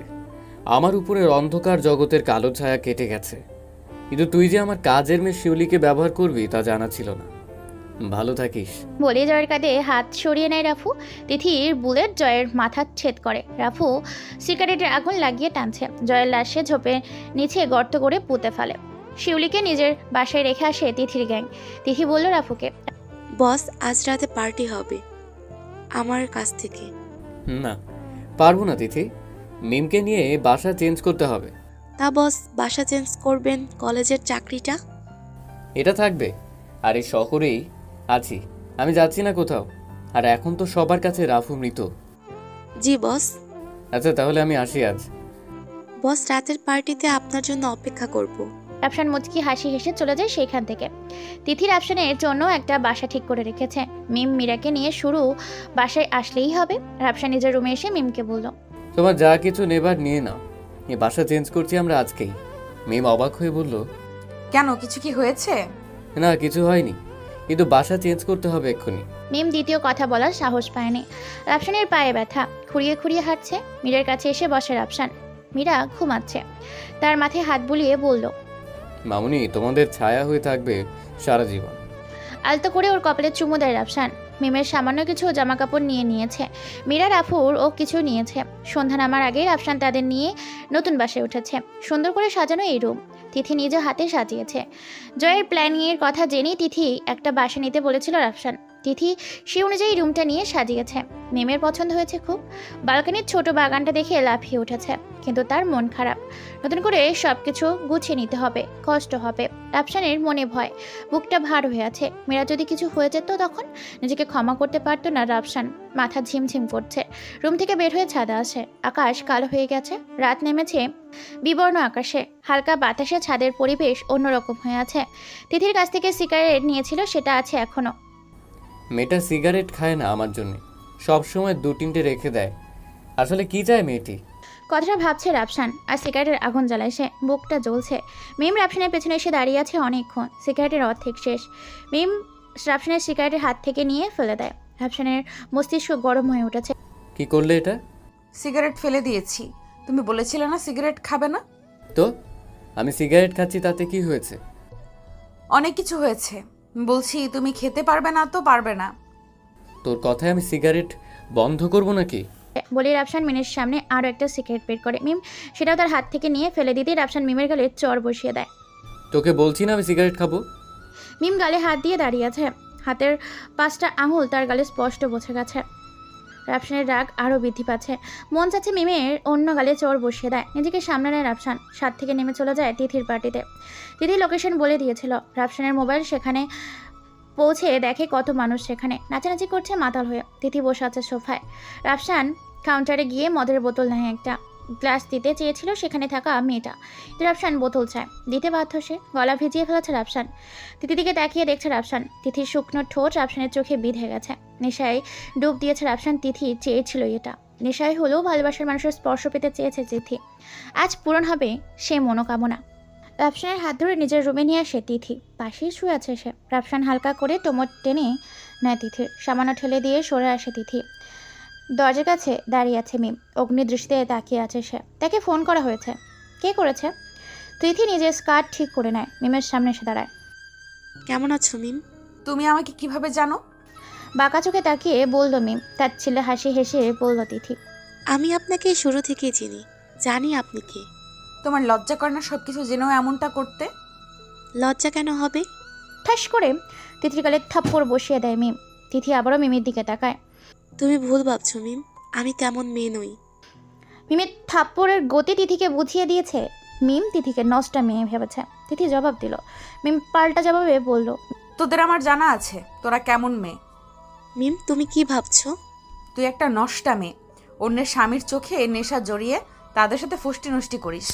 মিমের কথাটা শেষ না হতেই তিথি মিমের 2 গালে এক হাত দিয়ে চেপে ধরে দেওয়ালের সাথে ঠেকিয়ে ফেলে। দাঁতে দাঁত চাপে গালে ব্যথা পাচ্ছে মিম। গুঙিয়ে উঠছে সে। তিথি বলল, তুই শুধু রাফুর স্ত্রী বলে বেঁচে আছিস, না হলে এ কথা অন্য কেউ বললে তার জিব্বা ছিঁড়ে ফেলা আমার বাহাতের কাজ। তুই এখানে আসছিস কার জন্য জানিস? রাফুর জন্য। আর আমি রাফুর ছায়া হয়ে থাকি সারাটাক্ষণ।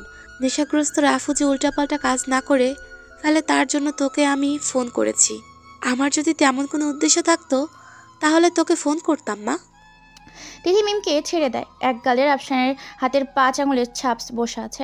এখন তিথি চেপে ধরায় গাল দুটো টসটসে লাল হয়ে গিয়েছে। গালে ব্যথা করছে তিথির। তিথি মাথা নিচু হয়ে গিয়েছে। নরম কণ্ঠে বলল, সরি মিম, আমি আসলে এমনটা বলতে চাইনি, কিন্তু নিজেকে কন্ট্রোল করতে না পেরে বলে ফেলেছি। মিম হালকা হাসির চেষ্টা করে বলল, তুমি কেন সরি বলছো? সরি তো আমার বলা দরকার। তোমাকে না শুনেই উল্টোপাল্টা ভেবে কত কথাই না বলে ফেলেছি। আমাকে ক্ষমা করো। আমি জানি মিমাপু আপনার রিয়েক্ট করার ব্যাপারটা বুঝতে পারি। তুমি কে? মিম প্রশ্ন করে তিথিকে। তিথি চুপ হয়ে যায়। মিম আবার বলল, তুমি কে? আমি তিথি। মিমির চোখ দুটো বড় বড় হয়ে গিয়েছে। তিথি নামটা আগেও শুনেছে রাফসানের মুখে, আজ দেখাতেই ভুল বোঝাবুঝি। কথা বাড়ায়নি মিম। তিথির সাহায্য নিয়ে রাফসানকে গাড়ি পর্যন্ত নিয়ে আসে তারা। গাড়িতে শুয়ে নিয়ে আসে মিম তার নতুন বাসায়। ভোরের আলো জানালা বেয়ে নতুন আলো প্রবেশ করছে। রুবি বসে আছে জানালা বরাবর। মোবাইলে রাফসানের ছবি। চোখ ভিজিয়ে দিচ্ছে তাকে। বাবা আকরাম হোসেন হঠাৎ আনন্দিত। কেন সে এত খুশি? তার কারণ জানতে পারেনি রুবি। শাহানার ফোন আসে রুমির ফোনে। শাহানা রুমির বান্ধবী। ভার্সিটি যাওয়ার জন্য ফোন করে সে। রুমিও তৈরি হয়ে নেয় দ্রুত। তার মনের আকাঙ্ক্ষা দুচোখ ভরে রাফসানকে দেখা। রাফসান কলেজের সহকারী শিক্ষক আর রুমি অনার্সের স্টুডেন্ট। চাইলেই সব কিছু হয়ে যেতে পারে তাদের মধ্যে। মাঝে শুধু রাফসানের স্ত্রী মেয়ে বাধা হয়ে দাঁড়িয়ে আছে। রুবি সে বিষয়ে ভাবছে, কিন্তু তার আগে ওই তিথি মেয়েটাকে দেখতে হবে। নতুন এসেছে ভার্সিটিতে, তবুও তার সাহস দেখে অবাক হয়ে আছে রুবি। ভার্সিটির গেটে দাঁড়িয়ে আছে জায়েদ মাসাউদ, হাতে জ্বলন্ত সিগারেট। ধোয়ার গন্ধে ঝাঁঝালো সিগারেটের সাদা খোলাসটা গাঁজা ভরে টানছে মাসুদ। ভার্সিটির নতুন অ্যাডমিশন নিয়েছে সে, পার্সোনাল মিশন এসে। কিন্তু ভাবার বিষয় হলো ইন্টারন্যাশনাল বিজনেসম্যান মাসুদ এখানে কেন? একজন সফল বিজনেসম্যান হলেও সে একজন শার্প শুটার। দুনিয়ার সকল অস্ত্র চালাতে পণ্ডিত সে। একসময় রাফুর সঙ্গে ট্রেনিং নিয়েছে সে। ভার্সিটির গেট থেকে আস্তে আস্তে স্টুডেন্ট আসছে। মাসুদ সিগারেটের ধোঁয়া গেটের ভেতর আসা সুন্দরী মেয়েদের মুখে ছুটছে বেপরোয়া সে। সেই মুহূর্তে গেটের ভেতর প্রবেশ করে রুমি। সিগারেটের ধোঁয়া রুমির মুখে ছাড়তে রুমি ঘুরিয়ে মাসুদের দিকে থাপ্পড় দেয়। মাসুদ রুমির হাতটা ধরে ফেলে। স্কার্টের হালকা উপর মাসুদ তার হাত দিয়ে নিজের দিকে টেনে নেয় রুবিকে। রুবি স্তব্ধ হয়ে গিয়েছে, চোখ দুটো বড় বড় করে তাকিয়ে আছে মাসুদের দিকে। আলতো করে রুমি ঠোঁটে তার ঠোঁট মিশিয়ে দেয়। মিশনের সবকিছু নিস্তব্ধতায় ছেয়ে গেছে তাদের। মামুনি, এই মামুনি, আমরা কোথায়? এটা কোথায়? ঘুম থেকে উঠেই মীরার চিৎকার শুনে মিম রান্নাঘরে চলে যায়। মিম মীরার কাছে। মিমকে দেখে মীরা বলল, মামুনি, এটা তো আমার বাসা না, কোথায় আমরা?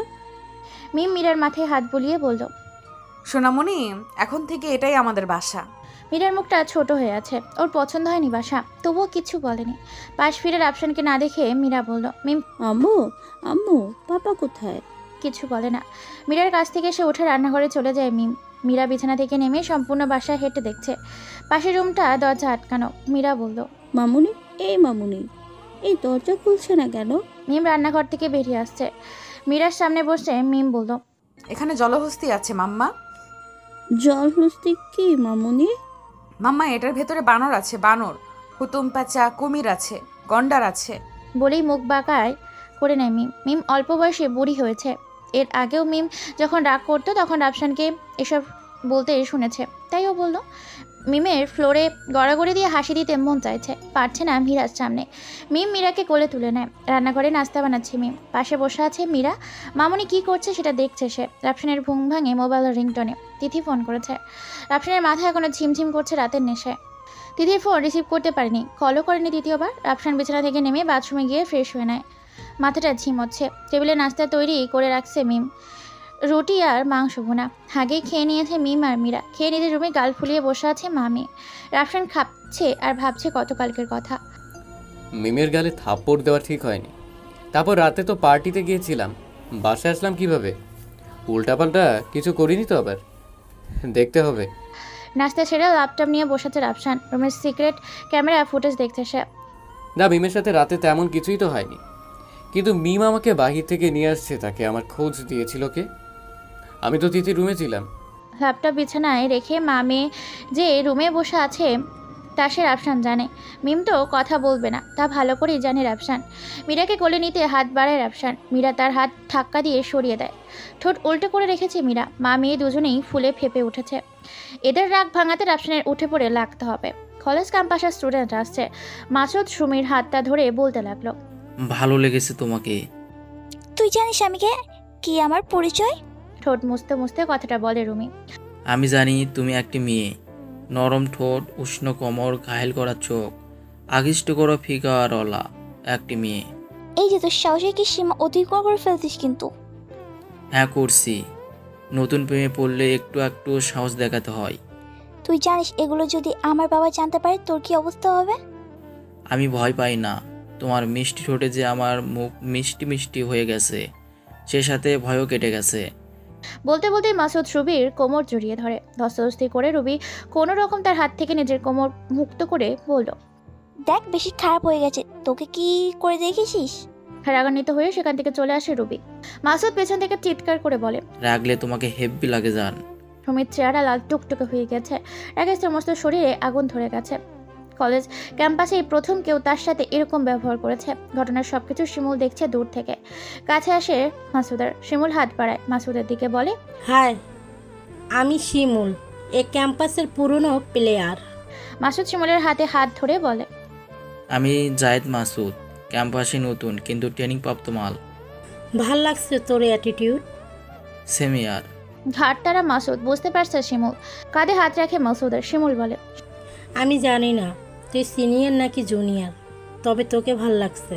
শিমুল কথাটা বলে মাসুদ শিমুলের কাঁধে হাত রাখে। ক্যাম্পাসের শিমুলের বন্ধুগুলো খেপে যায়। মাসুদের সামনে এসে বলে, মাসুদের ডিরেক্ট জবাব, তোমাদের শিমুল ভাই কি বলল শুনিসনি? ফ্রেন্ড বলেছে। আর ফ্রেন্ড মানে কি তা তোমাদের বুঝতে হবে না? শিমুলের বন্ধুগুলো চুপ হয়ে গেছে। মাসুদের দিকে তাকিয়ে শিমুল বলল, তুই একটা জিনিস। মাসুদ কিচ্ছু বলল না। শিমুলের সাথে ক্যাম্পাসে চষে আড্ডায় জড়িয়ে গেছে, সবার সাথে পরিচিত হচ্ছে। বাসায় ভালো লাগছিল না, তাই কলেজে চলে আসে রাফসান। মাসুদের চোখে রাফসানের দিকে পড়তেই চমকে ওঠে। মাসুদ যে ভিডিও দেখেছে সেই ভিডিওতে রাফুর মৃত্যু হয়েছে। শিমুলের আড্ডা থেকে উঠে সোজা রাফসানের সামনে এসে দাঁড়ায় মাসুদ। রাফসান মাসুদকে দেখেও না দেখার মতো করে চলে যায় সেখান থেকে। অবাক হয় মাসুদ। পেছন থেকে রাফসানের কলার ধরে নিজের দিকে করে মাসুদ রাফসানকে। রাফসান এক হাত দিয়ে তার কলার ছাড়িয়ে নেয় আর বলে, কে ভাই তুমি? তোমাকে তো এর আগে কখনো কলেজ ক্যাম্পাসে দেখিনি। ধুপ করে একটা আওয়াজ হয়। মাসুদ রাফসানের নাক বরাবর মুখ বাজাবার মুষ্টিবদ্ধ করে আঘাত করে। নাক ফেটে গড়িয়ে গড়িয়ে রক্ত পড়ছে, ঠোক ফুলে গেছে। শিমুল পেছন থেকে এসে মাসুদকে আঁকড়ে ধরে। আরে মাসুদ, কি করছিস? ইনি আমাদের কলেজের সরকারি শিক্ষক বলে মাসুদকে ছেড়ে দেয় শিমুল। মাসুদ রাফসানের দিকে তাকিয়ে আছে। নাম কি? পেছল থেকে শিমুল বলে ওঠে, রাফসান ইসলাম। আমি তোমার কাছ থেকে শুনতে চাইনি শিমুল, আপনি বলেন নাম কি আপনার? রাফসান তাকিয়ে আছে মাসুদের দিকে। ছেলেটা বেয়াদবি করছে, কি করা যায় সেটাই ভাবছে সে। কানে কথা যায় না? মাসুদের রাগ উঠেছে। মাসুদ রাফসানকে ভালো করেই চিনে। সে এমন বলদ মার্কার চেহারা ভঙ্গিতে থাকবে না, এটাই মাসুদের রাগ হবার কারণ। রাফসানের মুখ থেকে হালকা করে শব্দ বের হয়। সে বলল, দেখো আমি একজন শিক্ষক, ভদ্রতা বজায় রেখে কথা বলো। রাফসানের কথা শুনে তপ্ত খেয়ে দাঁড়িয়ে আছে মাসুদ। রাফসান শিমুলের দিকে তাকিয়ে বলল, শিমুল, তোমার বন্ধুকে সাবধান করে দেবে। আজ প্রথম তাই প্রিন্সিপালের রুমে নিয়ে যাইনি। বলেই অফিস রুমের দিকে চলতে শুরু করলো রাফসান। মাসুদ নিজেকে শিমুলের হাত থেকে ছাড়িয়ে নেয়। বড় বড় চোখ করে তাকিয়ে আছে রাফসানের চলে যাওয়ার দিকে। যে শার্টের কলার ঠিক করে নেয় মাসুদ। বিড়বিড় করে বলে, দেখি কতদিন এভাবে লুকিয়ে থাকি। অন্ধকার জগৎ তোকে ছাড়েনি রাপু, তুই এখনো সে জগতে একটি অংশ। স্যার একটু শুনুন। জি বলো রুবি, কি বলবে? স্যার আপনার নাক বেয়ে রক্ত ঝরছে, চলুন ফার্স্ট এড লাগিয়ে দেই। ধন্যবাদ, কষ্ট করতে হবে না তোমার। স্যার। জি বলো। আজকে লাঞ্চ টাইমে আমি আপনার সাথে বসতে পারি একটু? কেন? না তেমন কিছু না, আমি বাসা থেকে বিরিয়ানি নিয়ে এসেছি। তোমার বন্ধুদের সাথে শেয়ার করো। আমি আপনার জন্য নিয়ে এসেছিলাম। আমি দুপুরের জন্য খাবার নিয়ে এসেছি। কেন, বইয়ের হাতে কি জাদু আছে যা আমার হাতে রান্নায় নেই? বিষয়টা সেটা নয় রুবি। তাহলে কি বলুন? কিছু বলার নেই আমার। তাহলে আমি আপনার জন্য অপেক্ষা করব? না, তুমি খেয়ে নিও, আমি বাসায় চলে যাব। কেন স্যার, বউ কি বেশি আদর করে? এটা বলে তার ছেলের হাসি হেসে ওঠে রুমি। রাফসানের মস্করা ভেবে চুপ হয়ে বলল, আমি সামান্য অসুস্থ, বাসায় ভালো লাগছিল না তাই কলেজে আসা। তাহলে বইয়ের কাছে যেতে এত তাড়া কেন? তুমি বুঝবে না, ছোট মানুষ তুমি। যখন তোমার কেউ হবে তখন তুমিও বুঝবে। আমার তো আপনার সাথে বসতে ভালো লাগে। রুবি, আমি আসি। স্যার। হ্যাঁ? আপনাকে যা বলেছিলাম তা নিয়ে ভাবছেন কখনো? তুমি এটা বুঝতেছো না কেন? আমার স্ত্রী সন্তান আছে, আমি তাদের নিয়ে সুখে আছি। তুমি যেটা বলছো সেটা অন্যায়। আমার স্ত্রী আমার উপর বিশ্বাস রাখে, আমি সে বিশ্বাসের অমর্যাদা করতে চাই না। স্যার, আপনার অবগতির জন্য জানিয়ে দিই, পৃথিবীর সকল নারী তার স্বামীর উপর সম্পূর্ণ বিশ্বাস করতে পারে না। রাফসান কিচ্ছু বললো না। রবির এ কথা এড়িয়ে গেল সে। প্রিন্সিপাল স্যারের রুমে দাঁড়িয়ে আছে রাফসান, সামনেই ওয়ার্নিং লেটার। রাফসানের সাথেই কেন এমন হয় বারবার? এত ঝামেলা কেন ওর সাথে হয়? কলেজের রেপুটেশন নষ্ট হচ্ছে শিক্ষক ছাত্রদের বিবাদে। দ্বিতীয়বার যেন এমন কিছু না হয় তার জন্য ওয়ার্নিং করা হয়েছে রাফসানকে। বাসায় বসে চিন্তিত মিম। অসুস্থ শরীর নিয়ে করে আশা নিয়ে সন্দেহ জাল বুনেছে তার মনে। রাফসানের স্বভাবের পরিবর্তন, তার সাথে খারাপ আচরণ করা মিমকে ভাবিয়ে তুলছে। কিছু ভালো লাগে না তার। কিছু সিদ্ধান্ত স্থির হয় মিম। ব্যাগ থেকে লাল রঙের শাড়ি বের করে কালো ব্লাউজ, শাড়ির সাথে ম্যাচিং করা চুড়ি, হালকা করে ঠোঁটে লিপস্টিক দিয়ে ভিজিয়ে নিয়েছে মিম। মীরা তাকিয়ে আছে মা এর দিকে। মিমকে এত সুন্দর করে কখনো সাজতে দেখেনি মীরা। মিম আয়নার সামনে দাঁড়ায়, কোমরের দিক থেকে কাপড় ঠিক করে নেয়। মীরাকে বলে, মামুনি চলো, বাবার কলেজে যাব আজকে। মীরা খুশিতে আত্মহারা, তাকে জামা পরিয়ে নেয় মিম। মায়ের মতো সুন্দর মীরা, সাজতে হয় না তাকে, ন্যাচারাল বিউটি সে, ছোট্ট পরি। নিজের গাড়ি করে আসছে কলেজ ক্যাম্পাসের গেটের ভিতর। মীরা পেছনের সিটে বসে আছে, মিম ড্রাইভ করছে। গাড়ি থেকে মিম নেমে আসে, মীরা বসে আছে গাড়িতে। কয়েকটি ভবন আছে এই ক্যাম্পাসে, সবগুলো প্রায় এরকম। মিম রাফসানকে ফোন করে না। তিথি মিমকে দেখা মাত্রই রাফসানকে জানিয়ে দেয় মিম ক্যাম্পাসে এসেছে। রাফসান আসছিল তার কাছে। এর মধ্যে মিম রাফসানের কথায় জিজ্ঞেস করে এক ছেলেকে। ছেলেটা নিলয়, তাকিয়ে আছে মিমের দিকে, নেশাগ্রস্ত চোখে মিমকে দেখছে যায়। রাফসানের কথা শুনতেই ওর মস্তিষ্কে আগুন চলে ওঠে। খপ করে মিমের হাত ধরে ওঠে। তোরা এই মাস্টারের কাছে কি পাইছিস বলতো? তোদের সেক্স ফিগার কি ওই মাস্টারই একাই ভোগ করবে নাকি? আমাদেরও তো অধিকার আছে। শক্ত করে চেপে ধরেছে মিমকে। মিম নিজেকে ছাড়িয়ে নিতে চাইছে, নিলয়ের শক্তির কাছে পেরে উঠছে না। ধস্তাধস্তিতে মিমের বুকের কাপড় সরে যায়, নিলয় তাকাতে পারে না।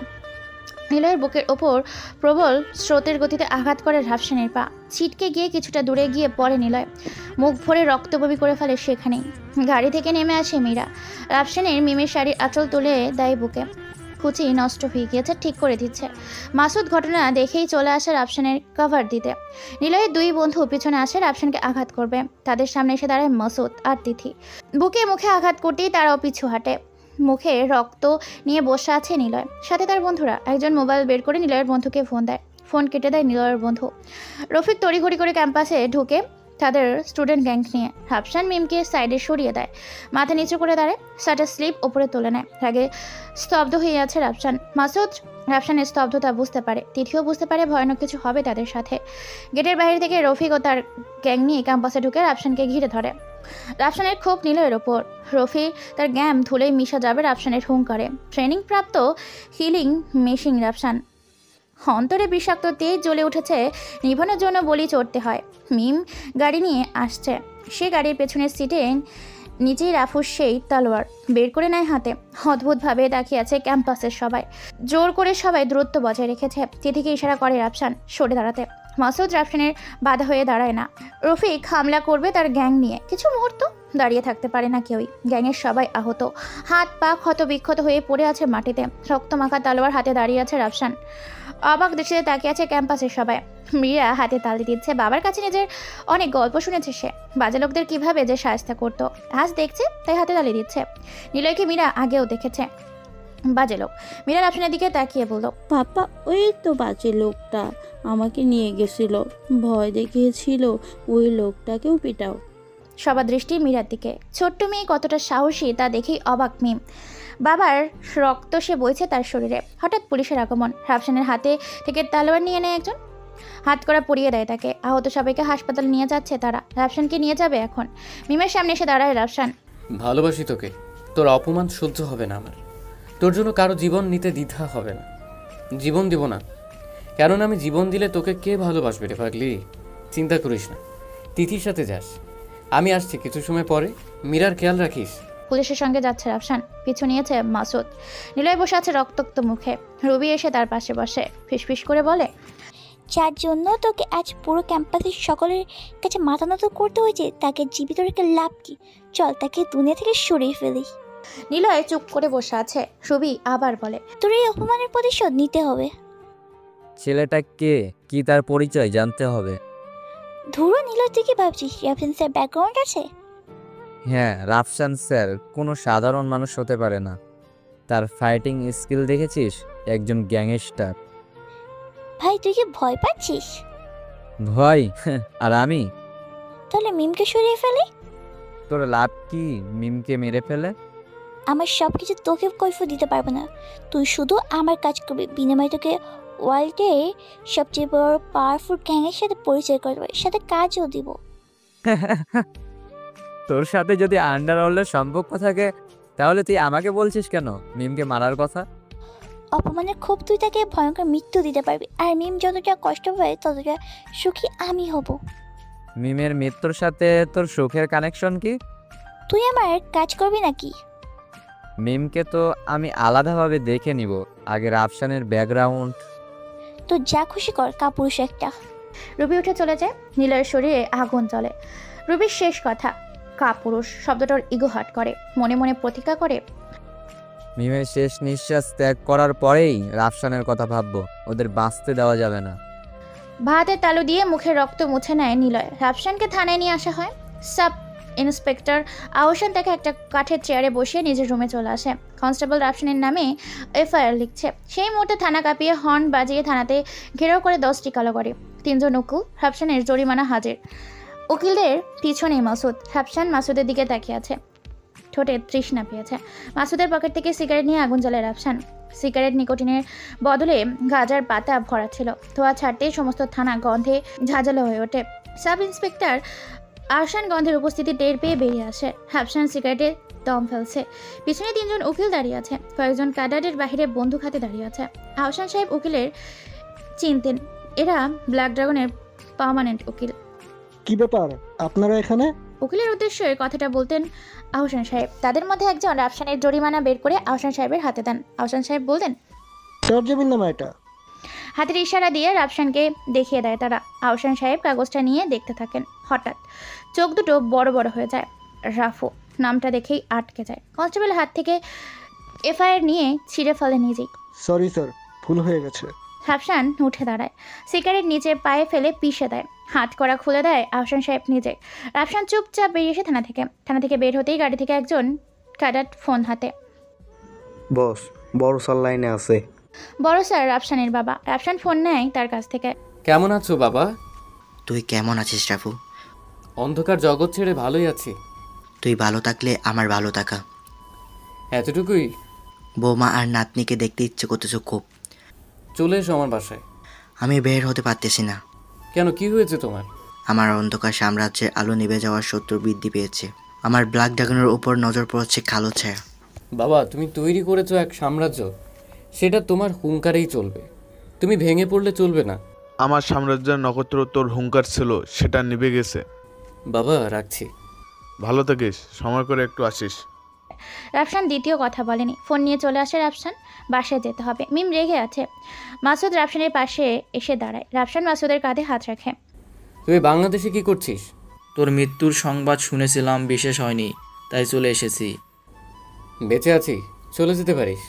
আমি যতটুকু জানি তোর ওপর বিপদের ছায়া ঘুরছে। রাফু এখন অন্ধকার জগতের এক মৃত ব্যক্তির নাম। সবার কাছে মৃত হলো মানুষটা জীবিত। আর তুই জানিস অন্ধকার জগতে মৃত মানুষেরও কত শত্রু। আমি কাউকে সুখী রাখার প্রতিজ্ঞা করেছি। অন্ধকার জগৎ তোকে সুখী রাখবে না রে। তোর বিজনেস কেমন চলে? রাফসান কথার টপিক চেঞ্জ করার জন্য মাসুদের ব্যবসার কথা জিজ্ঞেস করে। মাসুদ আনমনে অন্যদিকে তাকায়। এদেশে ড্রাগস স্মাগলিং হচ্ছে এখন ভরা বাজারে। আর গোল্ড, ডায়মন্ড? এটা আজীবন থাকবে। বেশ, ভালো থাক, চললাম আমি। চলে যেতে চায় রাফসান। পেছন থেকে মাসুদ বলে ওঠে, তোর সাম্রাজ্য ড্রাগসের আমদানি হচ্ছে, তুই কিছু করবি না? আমার সাম্রাজ্য ওটা নেই এখন। আমার সাম্রাজ্য মিম, মীরা। চলে যায় রাফসান। মাসুদে দাঁড়িয়ে থাকে। বাসায় ফিরে রাফসান। মিম বসে আছে বিছানার ওপর, মীরার সাথে তিথি খেলছে। রাফসানকে দেখে মীরা দৌড়ে আসে তার কাছে। মীরার কপালে চুমু খেয়ে বাথরুমে ঢুকে রাফসান। রাফসান ফ্রেশ হয়ে মিমের সামনে আসছে অপরাধী হয়ে। তিথি মীরাকে নিয়ে অন্য রুমে চলে আসে। তিথি পরিস্থিতি বুঝে এমন জায়গায় মীরাকে না রাখাই ভালো। মিম রাগী চোখে তাকিয়ে আছে। রাফসান নির্বাক হয়ে দেখছে। রাগ, কান্না মিশ্রিত মায়া ভরা চেহারা, আর ঠোঁটের নিচে তিলটা ছুঁয়ে দিতে ইচ্ছে মন চাইছে। কিন্তু কিছু ঘটে যাওয়া ঘটনা রাফসানকে ছোট করেছে। মিমের সাথে ঘটনায় মিম বুঝতে পারে তাকে কতটা চায় রাফসান। মিম বিছানার ওপর দাঁড়ায়। রাফসানের মাথা নিচু হয়ে আছে। হাত দিয়ে রাফসানের মাথা তুলে আলতো করে স্পর্শ করে রাফসানের ঠোঁটকে। পৃথিবী শান্ত হয়ে গিয়েছে। চারপাশে সব কিছু নিস্তব্ধ। কোলে তুলে নেয় মিমকে। এ যেন তার এক সুখের সাগর। মীরা ঘুমিয়ে গেছে। তিথি এসে দাঁড়ায় রাফসানের দরজার সামনে। আকাঙ্ক্ষা জাগে মনে। আমিও তো ভালোবাসি। আমার প্রাপ্য ভালোবাসা তার ভালোবাসার মানুষকে দিচ্ছে। সে সুখী, আমিও সুখী। ভালোবাসার মানুষটা সুখে থাক। অনেকক্ষণ হয়েছে দরজার সামনে দাঁড়িয়ে থাকছে। আর সহ্য হচ্ছে না তৃথির। চোখ বুঝে পিছিয়ে যায় সে। রুম থেকে বেরিয়ে ছাদে আসে সে। সাদা মেঘের আড়ালে সূর্যমামা উকি মারছে। রোদের উত্তাপ নেই এখন। ছাদের এক কোণায় বসে পড়ে সে, পা দুটো ঝুলিয়ে। ছোট ছোট পাথর পাশেই ছিল। হাত নিয়ে ছুঁড়ে মারছে পাশের ফাঁকা জমির দিকে। মনটা খা খা করছে। একটু জলের প্রয়োজন। যার কাছে চাইবে সেই তো অন্য কাউকে সাপ্লাই দিচ্ছে। সে সুখী আছে। তিথি নিজেকে সবসময় শক্ত রাখে, দুর্বল হতে দেয় না। নিয়তির খেলা সব। যাকে ভালোবাসি তার সুখী কামনায় নিজেকে উৎসর্গ করে দিয়েছি।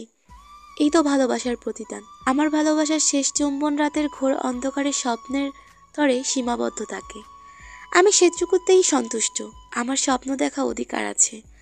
ভালোবাসার মানুষটার পাশে থেকে তাকে রক্ষা করার সাহস আছে। আমি দুর্বল নই। আমি আমার ভালোবাসা রক্ষা করছি। ভালোবাসার মানুষটার ভালোবাসা রক্ষা করছি। তাকে নিজের করে না পেয়েও অনেক বেশি কিছু পেয়েছি। হাতের পাথরগুলো শেষ, আবার মুঠো ভরে নেয় পাথর। এবার শূন্যের দিকে ছুড়ে নিজের কাছেই ফিরে আসে। মোবাইলে রিং বাজে তিথির। মিম ফোন করেছে, বাসায় যেতে হবে। তিথি ফোন রিসিভ না করেই বাসায় চলে গিয়ে রুমে চলে আসে।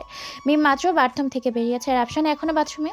তিথিকে দেখে মিম বলল, তিথি তোমার কি কষ্ট হচ্ছে এখানে? না ভাবি, কষ্ট হবে কেন? মীরার সাথে ভালোই লাগছে।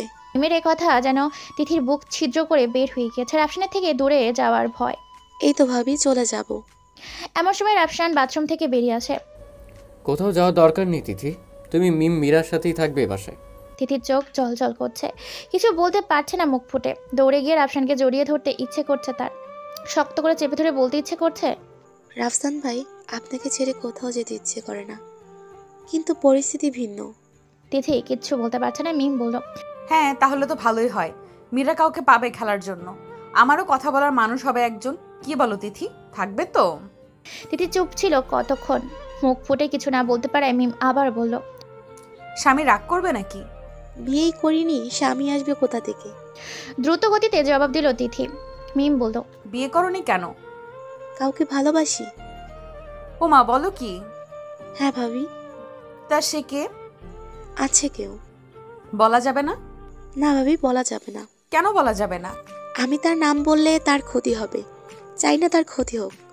তা তুমি যে তাকে ভালোবাসো সে কি জানে? না ভাবি, ভালোবাসা ইজাহার করিনি কখনো। তাহলে কেমন হলো বলো, যদি ভালোবাসা বলেই ফেলো তাকে? আমি ভালোবাসার জন্য ভালোবেসেছি, সেটা প্রকাশ করার বাধ্যবাধকতা নেই। বাহ, ওয়ান সাইড লাভ। হ্যাঁ ভাবি, মাঝে মাঝে তার বুকের ঘ্রাণ পাই, হাতের স্পর্শ আমার বুক ছুঁয়ে যায়। বাধা দিইনি কখনো, ভালোবেসেছিলাম তখনও। তুমি অদ্ভুত। তিথি তাচ্ছিলের হাসি হাসে। মিমের কথায় উত্তর দেয়নি, সে চলে আসে মীরার কাছে। মিম রাফসান এক রুমে। শাড়ি পরছে মিম, কোমরে কাপড়ের আঁচল বেঁধে রাফসানের সামনে এসে দাঁড়ায়। ডাব ডাব চোখে রাফসানের দিকে তাকিয়ে বলে, এই যে নবাবজাদা, কাজকর্ম তো সব ছেড়ে বসে আছো। সব কাজ তো আমাকেই করতে হয়। বিয়ের আগে তো কত কথাই না বলতে, এখন ঘোড়ার ডিম দেখাচ্ছ শুধু। আমি কি করলাম? কাচুমাচু করছে রাফসান। সে বুঝতে পারে গত কয়েকদিনের ঘটনার প্রতিশোধ মিম নিবে। প্রথম মধুর স্বাদ দিয়ে পরে তেতো করলার জুস খাওয়াবে। ভয়ে তার হৃৎপিণ্ড কেঁপে উঠছে। ওলে আমার বাবুটা কিছু করেনি বুঝি? রাফসানের হৃৎপিণ্ড ধুকপুক ধুকপুক করছে। মিম তাকে দিয়ে কি করায় সেটাই তো ভাবছে। এই যে এই কি ভাবছো এমন করে? মিমের প্রতিটা কথা এখন তার মস্তিষ্কে ছেদ করে বেরিয়ে যায়। রাফসান মিমের কোমর জড়িয়ে ধরে। বাবুটা তুমি কত কিউট, এমন ভাবে বলছো কেন? মিম মীরার খেলনা লাঠি হাতে নিয়ে রাফসানের হাতে ছোট্ট ছোট্ট আঘাত করছে। হাত সরাও বলছি। সরাবো না। কি করবে? কি করব দেখবে? ভেবেছো তুমি মাস্তান তাই রেহাই পেয়ে যাবে? অসম্ভব, হাত সরাও। তড়িঘড়ি করে রাফসান মিমের কোমর থেকে হাত সরিয়ে নেয়। কাচুমাচু করছে। চাইলেই জোর করতে পারবে মিমের সাথে, তাহলে বিপরীতে আরও ঝামেলায় পড়তে হবে তাকে। সে ভয়ে চুপচাপ সহ্য করছে রাফসান। আন্ডারওয়ার্ল্ডের আতঙ্ক সে, সংসারের আতঙ্ক মেয়ে। ভয় না পেয়ে উপায় নেই। এই উঠে দাঁড়াও। বস থেকে উঠে দাঁড়ায় রাফসান। চলো এখন আমার সাথে। কোথায় যাব সোনাটা? চলতে বলছি চলবে, কোনো কথা নেই। মিম রাফসানকে নিয়ে রান্নাঘরে ঢুকিয়ে দেয়। আজকে সকল রান্না তুমিই করবে। থালা বাসন সবগুলো সুন্দর করে ধুয়ে সাজিয়ে রাখবে। এগুলো শেষ হলে ঘর মুছবে। কি? চিৎকার করে ওঠে রাফসান। মিমের হাতে লাঠিটা রাফসানের দিকে তাক করে বলল, জি জনাব, এগুলো করেন, নয়তো বুঝবেন মিম কি জিনিস। রাফসান মুখ কালো ছায়ায় ভর করেছে, বিড়বিড় করে বলছে, ডাইনি একটা। এই যে মিস্টার, আমি কিন্তু সব শুনতে পাচ্ছি। না না, আমি তোমাকে কিছু বলিনি, তুমি তো আমার সোনা বউটা। কাজ করো। নাক ছিটকে চলে যায় মিম। রাফসান কাজে মন দেয়। কাজ না শেষ হলে কপালে দুর্ভোগ আছে।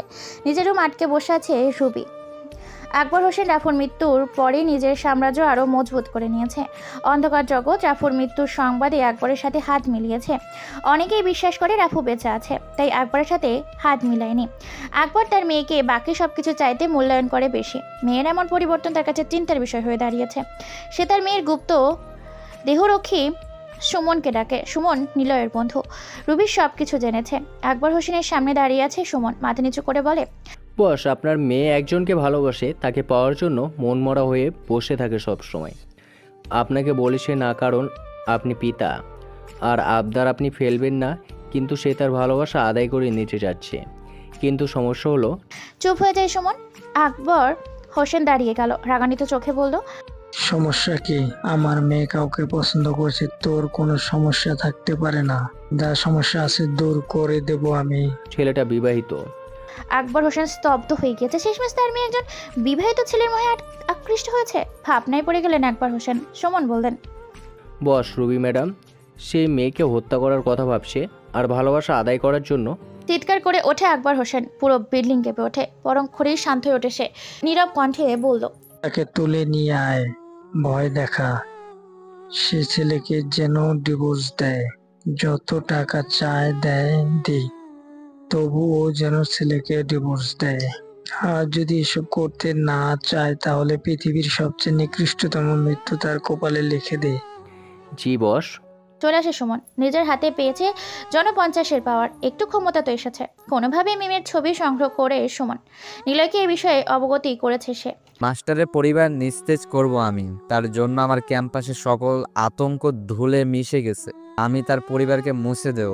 ক্রোধ নিলয়ের বিবেক বুদ্ধি শেষ করে ফেলেছে। সুমন তার মালিকের হুকুমের গোলাম। মালিক যা বলেছে তাই করবে। বন্ধুকে শুধু ইনফর্ম করেছে। সুমন আর নিলয় দুভাগে ভাগ হয়ে গেছে। একজনের উদ্দেশ্য মাস্টারের পরিবারে শেষ করে ফেলা, আর আকবর হোসেন শুধু একটা নিরীহ মানুষের জীবন নিতে চায় না। তার জন্য ওয়ার্নিং করাতে বলা হয়েছে, নতুবা কেস ক্লোজড। সুমনের আগেই মাস্টারের স্ত্রীকে তুলতে হবে, সে প্রতিজ্ঞা করে নিলয়। ব্ল্যাক ড্রাগনের বোর্ড মিটিং চলছে।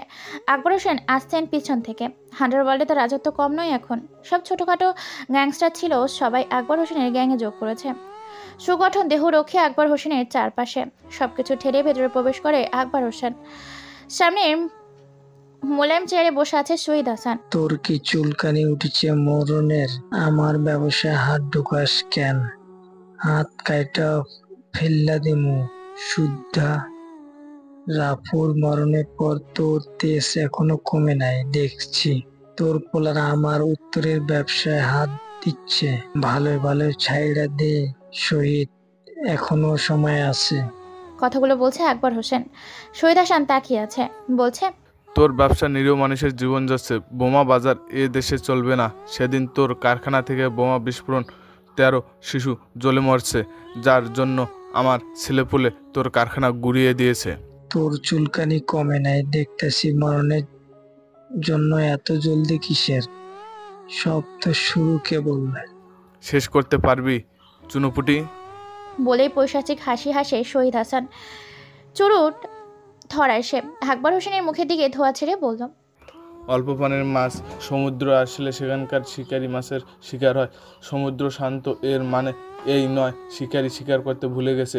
শিকারী পুঁটি মাছকে সুযোগ দিচ্ছে জীবন বাঁচিয়ে পালিয়ে যেতে। তোকেও সুযোগ দিচ্ছি, এখন সময় আছে, শুধরে যাস।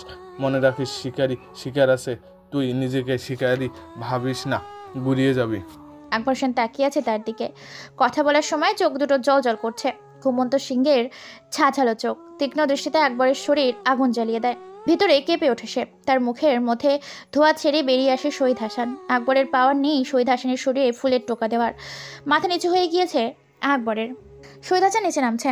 আকবর হোসেন তার পাশে এসে নেমে আগে গিয়ে গাড়িতে ওঠে। শহীদ হাসান নিজের গাড়িতে ওঠার আগ মুহূর্তে এক নিয়ন্ত্রণ হারানো ট্রাক এসে আঘাত করে শহীদ হাসানের গাড়িকে। দেহরক্ষী তাকে ধাক্কা দিতে গিয়েই নিজেই মারা যায়। বেঁচে যায় শহীদ। মাথা ফেটে গেছে, হাতের কইন থেকে রক্ত ঝরছে। চারিদিকে হয়েছে। ট্রাকের ভিতরে ড্রাইভার ছিল না, রিমোট দিয়ে কন্ট্রোল করছিল তাকে অন্য কেউ। হাসপাতালে নেওয়া হয় তাকে। খবর পৌঁছে যায় রাফসানের কানে। বাথরুমে মিমের কাপড় ধুয়ে দিচ্ছিল রাফসান। মিম কাজ করাচ্ছে তাকে দিয়ে। সংবাদ পাওয়া মাত্রই বেরিয়ে আসে রাফসান। চোখ ছলছল করছে। দ্রুত গেঞ্জি চেঞ্জ করে নেয় সে। বিছানার নিচ থেকে 9mm বন্দুকটা কোমরে গুজে নেয়। মিম দেখছে। তিথিও ছিল সামনে। বেরিয়ে আসতে চাইলে পথ আটকায় মিম। তিথিও পাশে দাঁড়ায়। বাবার অ্যাক্সিডেন্ট হয়েছে, কেউ তাকে মেরে ফেলার চেষ্টা করছে, যেতে হবে আমার। রাফসান বাধা দেয়নি মিম। তিথি আটকায় থাকে। বস আপনি যাচ্ছেন, মিরার কি হবে? আমি যাচ্ছি বসের খেয়াল রাখতে। মীরার যেমন রক্ষা করার দায়িত্ব আমার, ঠিক ততটাই আমার বাবার সুরক্ষা আমার ওপর। কিন্তু কথা বলতে দেয়নি তিথিকে। রাফসান বলল, আমার উপর ভরসা এখন। মীরার দায়িত্ব তোমার কাছে রেখে গেলাম কিছু সময়ের জন্য। তিথি কিচ্ছু বলল না। রাফসান দরজার বাইরে বের হবার আবার ভেতরে প্রবেশ করে বলল, তিথি আমি কি ভরসা করতে পারি? রাফসানের মনে কেমন যেন ভয় হতে লাগলো। তিথি জবাবে বলল, আমার সম্পূর্ণ চেষ্টা করব। রাফসান রুমের ভিতরে ঢুকে মীরকে খুলে নেয়। ফ্রিজ থেকে চকলেট বের করে দেয় মীরাকে। পামনি স্পেশালি তোমার জন্য এটা, সম্পূর্ণ খাবে।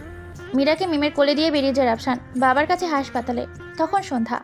তিথি মীরার সাথে খেলা করছে। মিম তাদের পাশেই বসে আছে। তখনই কলিং বেল বেজে ওঠে। অসময়ে কে আসলো বুঝতে পারছে না তিথি।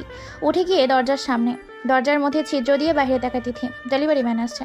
খাবার অর্ডার করেছিল মিম, সেটাই এসেছে। দরজা খুলতে যে ভারী রডের আঘাত তিথির মাথা নাড়িয়ে দেয়। দুলিয়ে ফ্লোরে পড়ে যায় সে। কপাল বেয়ে বিন্দু বিন্দু রক্ত গালির সাথে মিশে চলেছে ফ্লোরে। চুপ চুপ করে রক্তের শব্দে তিথির কানকে ভস্ম করছে। আস্তে আস্তে চোখ বুজে আসে তিথির। জ্ঞান হারায় সে। সামনে দাঁড়িয়েছে সুমন, সাথে কয়েকজন ক্যাডার, হাতে বিভিন্ন দেশ থেকে আমদানি করা আর্মস। সাধারণ ক্যাডারদের এসব অস্ত্র ব্যবহার করতে দেখা যায় না। তিথি মাথায় আঘাত করা ভারী বস্তুটাও দেশের বাহির থেকেই আনা। ইলেকট্রিসিটি উৎপাদনের ক্ষমতা সম্পন্ন অস্ত্র সেটা। মিম তাদের দেখে পালানোর চেষ্টা করেনি, মীরাকে আগলে রেখেছে। একবার তার মনে হয়েছে এখনই সব শেষ। মিমকে তুলে নেয় তারা, মীরাকেও নেয়। যাওয়ার সময় তিথির শরীরে ইলেকট্রিকের শক দেয় সুমন। নড়ে ওঠে সে। চলে যায় সুমন। চোখ ঝাপসা হয়ে আছে। কোনো রকমের আফসানকে ফোন করে সে। কথা বলতে পারে না, ফোন করেই জ্ঞান হারায়। ফোন রিসিভ করে আফসান যখন কারো কথা শব্দ শুনতে পায় না, চিন্তিত হয়ে ওঠে। পাগলের মতো ছুটে চলে বাসার দিকে। মিমকে নিয়ে একটা বাসার মধ্যে রাখা হয়, বিছানার ওপর বসে। 7-8টি যুবক লালসা দৃষ্টিতে তাকিয়ে আছে মিমের দিকে। মিমের চোখে ভয়। অবলা নারীর সামনে পুরুষদের বিশ্বাস নেই। কখন যেন তারা নরপশুর রূপান্তরিত হয়। পুরুষ মানেই আস্থা, পশুর মানেই ভয়। মিম এখন ভয় পাচ্ছে পুরুষদের, নিজের জন্য নয়, ছোট্ট মেয়েটার জন্য। হঠাৎ চোখ পড়ে মিমের জামার কোণে টিপটপ লালচে বাতির দিকে। ছোট ট্রান্সমিটার। চোখ জলজল করে ওঠে মিমের। ভেতর থেকে ফিসফিস করে বলে উঠল, সত্যি রাফু, তুমি থাকতে আমার ভয়ের কিছু নেই। মিম মনে সাহস পায়। সুমনের দিকে তাকিয়ে বলল, আপনারা কারা? আমাকে এখানে নিয়ে আসার কারণ কি? সব বুঝতে পারবে, একটু সময় আসুক। আমি কি করেছি? বললাম না একটু অপেক্ষা করো। সুমনের কথা শেষ হতেই দরজা ঠেলে ভেতরে আসে রুবি। মিম তাকিয়ে আছে রুবির দিকে। ফর্সা চামড়া, আকৃষ্ট করা দেহ, ঠোঁটের কিনারায় তিলটা জলজল করছে। পাতলা গেঞ্জিতে দেহের সৌন্দর্যের দিকে তাকিয়ে আছে মিম। রুবির সাথে মিমকে তুলনা করলে রুবির সৌন্দর্য এগিয়ে থাকবে। রুবি মিমের সামনে এসে দাঁড়ায়। মাছটা ডিভোর্স দিতে কত নিবি? সোজা পয়েন্টে এসে কথা বলে রুবি। সরাসরি বলা অভ্যাস তার। মিম বুঝতে পারেনি তার কথা। বুঝিনি, কি বললেন? তোর স্বামীকে ডিভোর্স দিবি। এটা শোনার পর মিম রীতিমতো চমকে উঠেছে। কি বলে মেয়ে? আমার স্বামীকে ডিভোর্স দিয়ে দিব? জানতে হবে। নরম কণ্ঠে বলল, আজব তো, আমার স্বামীকে ডিভোর্স দিব কেন? তোর স্বামীকে আমি ভালোবাসি। রুবির কথা হেসে ফেলল মিম। রুবির শরীরে আগুন জ্বলে ওঠে, রাগে গজগজ করতে থাকে। রুবি সবকিছু ক্ষমতা দিয়ে হাসিল করতে চায়, কিন্তু সবকিছু ক্ষমতায় মিলে না, সেটা ভুলে গেছে সে। মিমের চুলের মুষ্টিবদ্ধ করে নেয় সে। চিৎকার করে বলে, তুই রাফসানকে ডিভোর্স দিবি, এটাই ফাইনাল। নয়তো তোর মেয়ে 3 বছর বয়স 4 উপর কুকুর পেলে দেবো। জাস্ট ইমাজিন, 4-5টা নরপোষ একসাথে। ওকে আটকে দেয় মিমি। মিম বুঝতে পারে মেয়েটা সাংঘাতিক বেহায়া, নির্লজ্জ। নির্দয় হৃদয়ে ছোট্ট মেয়েটাকে নিজের নজর পড়েছে তার। মিম বুঝতে পারে ডিভোর্স দিলে তাদের এখান থেকে মুক্তি মিলবে। তবু একটু ঘুরপাক খাওয়াচ্ছে রুবিকে। সে বলে, আমার স্বামীকে ডিভোর্স দিলে তোর লাভ কি? আমি তাকে আমার করে নিব। কিন্তু সে তো আমাকে ভালোবাসে। ভুল ভাবছি, তুই যাওয়ার পর তোকে আসে ভালোবাসবে না। কিভাবে? রুবি তার মোবাইল থেকে একটা ভিডিও বের করে ইন্টারনেট থেকে ডাউনলোড করা গ্রাফিক্স দিয়ে মেয়েটার চেহারা মিমের চেহারা বানিয়ে দিয়েছে। চারপাশে এডিটিং একদম সত্যি লাইভ মনে হচ্ছে। বিশ্রী ভিডিও দেখে চোখ সরিয়ে নেয় মিম। রুবি বলে, তুই ডিভোর্স দিবি, এত স্বামীর মন ভাঙবে এটা। তোর সামনে দুটো অপশন আছে, 1 ডিভোর্স 2 মৃত্যু। নিজেও মরবি, সাথে বাচ্চাটাকে নিয়ে মরবি। আর ভিডিওটা দিয়ে বুঝিয়ে দেবো তোর পরকীয়া পার্টনার তোকে খুন করেছে। মিম থমকে গেছে। মেয়েটা পাগল নাকি? ততক্ষণে রুবি মিমের চুল ছেড়ে ফেলেছিল প্রায়। মিম বলল, আমার কি করতে হবে? মিমের কথা শুনে রুবি তাকে ছেড়ে দেয়। চুপ করে বলে, তুই তোর স্বামীর উপর রাগ দেখিয়ে চলে যাবি, তারপর ডিভোর্স লেটার পাঠিয়ে দিবি তাকে। নয়তো আবার লোকদের দেখেছিস তারা তোকে সহ তোর মেয়েকে ছিঁড়ে খাবে। মিম অনুভব করে মেয়েটা মানসিক সমস্যায় ভুগছে, তার সাথে ঝামেলা করা যাবে না। মিম কাঁদতে কাঁদতে বলল, আপনি যা বলবেন তাই করব, তবুও আমার মেয়ের কিছু করবেন না প্লিজ। বুদ্ধিমতী মেয়ে, কথা যেন মনে থাকে। জি ম্যাডাম, আপনার কথা মনে থাকবে। আজকেই আমি ওকে ছেড়ে চলে যাব বাবার কাছে। মিমের কথা শেষ হতেই মিমকে বেঁধে ফেলে সুমন। রুবিকে বলল, ম্যাডাম ওদের বাসায় রেখে আসি। চা পৌঁছে দিয়ে ওদের নজরে রাখবি। জি ম্যাডাম। রুবি চলে যায়। সুমন তাদের গাড়িতে তোলে, সাথে ক্যাডারদের বলল না আসতে। সুমন একাই পৌঁছে দিবে তাদের। সুমনের নজর মিমের দিকে ছিল। নিজের বসের সামনে তার হুকুম পালন করেছে, এখন যা খুশি করা যাবে তার সাথে। গাড়ি ছেড়ে সামনে চলে আসে, ফোন করে নিলয়কে। মামা, সুন্দরী পাখি তো আমার হাতে, রাতে পার্টি হবে। নিলয় খিলখিল করে হেসে উঠল। মাস্টারের কত তেজ দেখবো আজ আমি। আসছি, তুই অপেক্ষা করিস। নিলয় ফোন রাখে। উদ্দেশ্য তাদের পুরনো আড্ডায়। মিম তাদের কথা শুনেছে আর হাসছে। মৃত্যু তাদের ডাকছে, শুধু অপেক্ষা। রাফসান বাসায় পৌঁছে দেখে দিদি আহত, জ্ঞান হারিয়ে পড়ে আছে ফ্লোরে। মিম মীরা নেই রুমে। দ্রুত অ্যাম্বুলেন্স ফোন করে দিদিকে হাসপাতালে পাঠায়। তার সাথে প্রিন্স ছিল। রাফসানের চোখে আগুন জ্বলছে, লাল টুকটুকে হয়ে গেছে। রুমে ঢুকে সিক্রেট ক্যামেরা থেকে ভিডিও ফুটেজ বের করে দেখছে। সুমন দেখা মাত্রই চিলে ফেলেছে সুমনকে। এর আগেও কয়েকবার নিলয়ের সাথে দেখা হয়েছে তার, কিন্তু তাদের হাতের অস্ত্রগুলো দেখে অবাক রাফসান। এই দেশের বাজারে এমন অস্ত্র খুঁজে পাওয়া যে মুশকিল। তড়িঘড়ি করে মীরার লোকেশন বের করে। ঘন্টার পথ, হাতে সময় নেই। নিজের আলমারি খুলতেই বেরিয়ে আসে কালো jacket with bulletproof, hand gloves, 9mm Russian made, pistol দুটো, যেন কারো মুন্ডু থ্যাতলানো হয়ে যাবে 20 মিটার রেঞ্জ শর্টে। নিজের প্রিয় তালোয়ার তৈরি করে বের হয়ে যায় রাফসান। নিজেই বাইক রাখা, বাইকের উপর উঠে নিজের মুখটা কালো মুখোশে ঢেকে দেয়। বাইক নিয়ে রাস্তা ট্রাফিকে পড়েছে সে। রাফসানের বাইক দেখে দুজন চমকে ওঠে।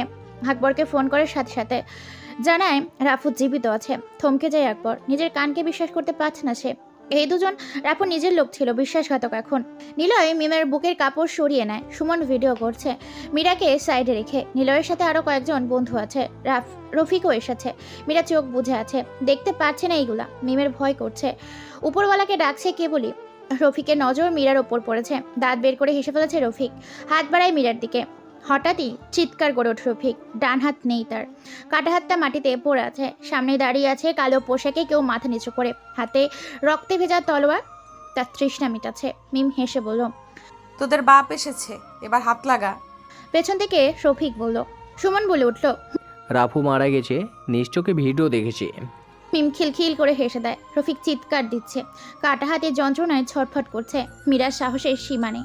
অল্প বয়সে এসব ভয় পাচ্ছে না সে, চোখের পলকও পড়ছে না। এক নজরে তাকিয়ে আছে রফিকের দিকে। নিলয় পিছু হাঁটে। মিমের বুকের কাপড় নিলয়ের হাতে। উঠে দাঁড়ায় মিম। মীরার কাছে এসে সাইডে চলে আসে। ওদের হাতে অস্ত্র নেই। পরিত্যক্ত গোডাউনে নষ্ট কাঠের টুকরা হাতে তুলে নেয় কয়েকজন। সামনে একজন আঘাত করতে এসেছে রাফুকে। কাঠের টুকরা বর্বর তলোয়ার আঘাতে দাঁড়িয়ে গেছে তারা। জ্যান্ত মানুষের দুটুকরো দেহ দুদিকে পড়ে গেছে। কেঁপে ওঠে সবাই। একটু আগেও এসে সবার চোখ লালসার নেশা লেগেছিল, সেখানে এখন মৃত্যুর ভয়। এক এক করে সবার দেহ থেকে অঙ্গগুলো আলাদা করতে থাকে। সুমন ছোটাছুটি করে পালিয়ে যাবার, পারছে না। দরজার সামনেই বসেই রাফু সবাইকে কোপাচ্ছে। চারিদিকে রক্তের ছড়াছড়ি। মিম মীরাকে নিয়ে আড়ালে সরে এসেছে। রক্তের বন্যা মীরার চোখে নষ্ট করে দিবে। সবাই শুয়ে আছে রক্তাক্ত দেখে নিয়ে। কারোর চোখ নেই, কারো হাতে কবজি নেই। খণ্ড খণ্ড মাংসগুলো কুকুরের খাবার উপযোগী হয়ে আছে।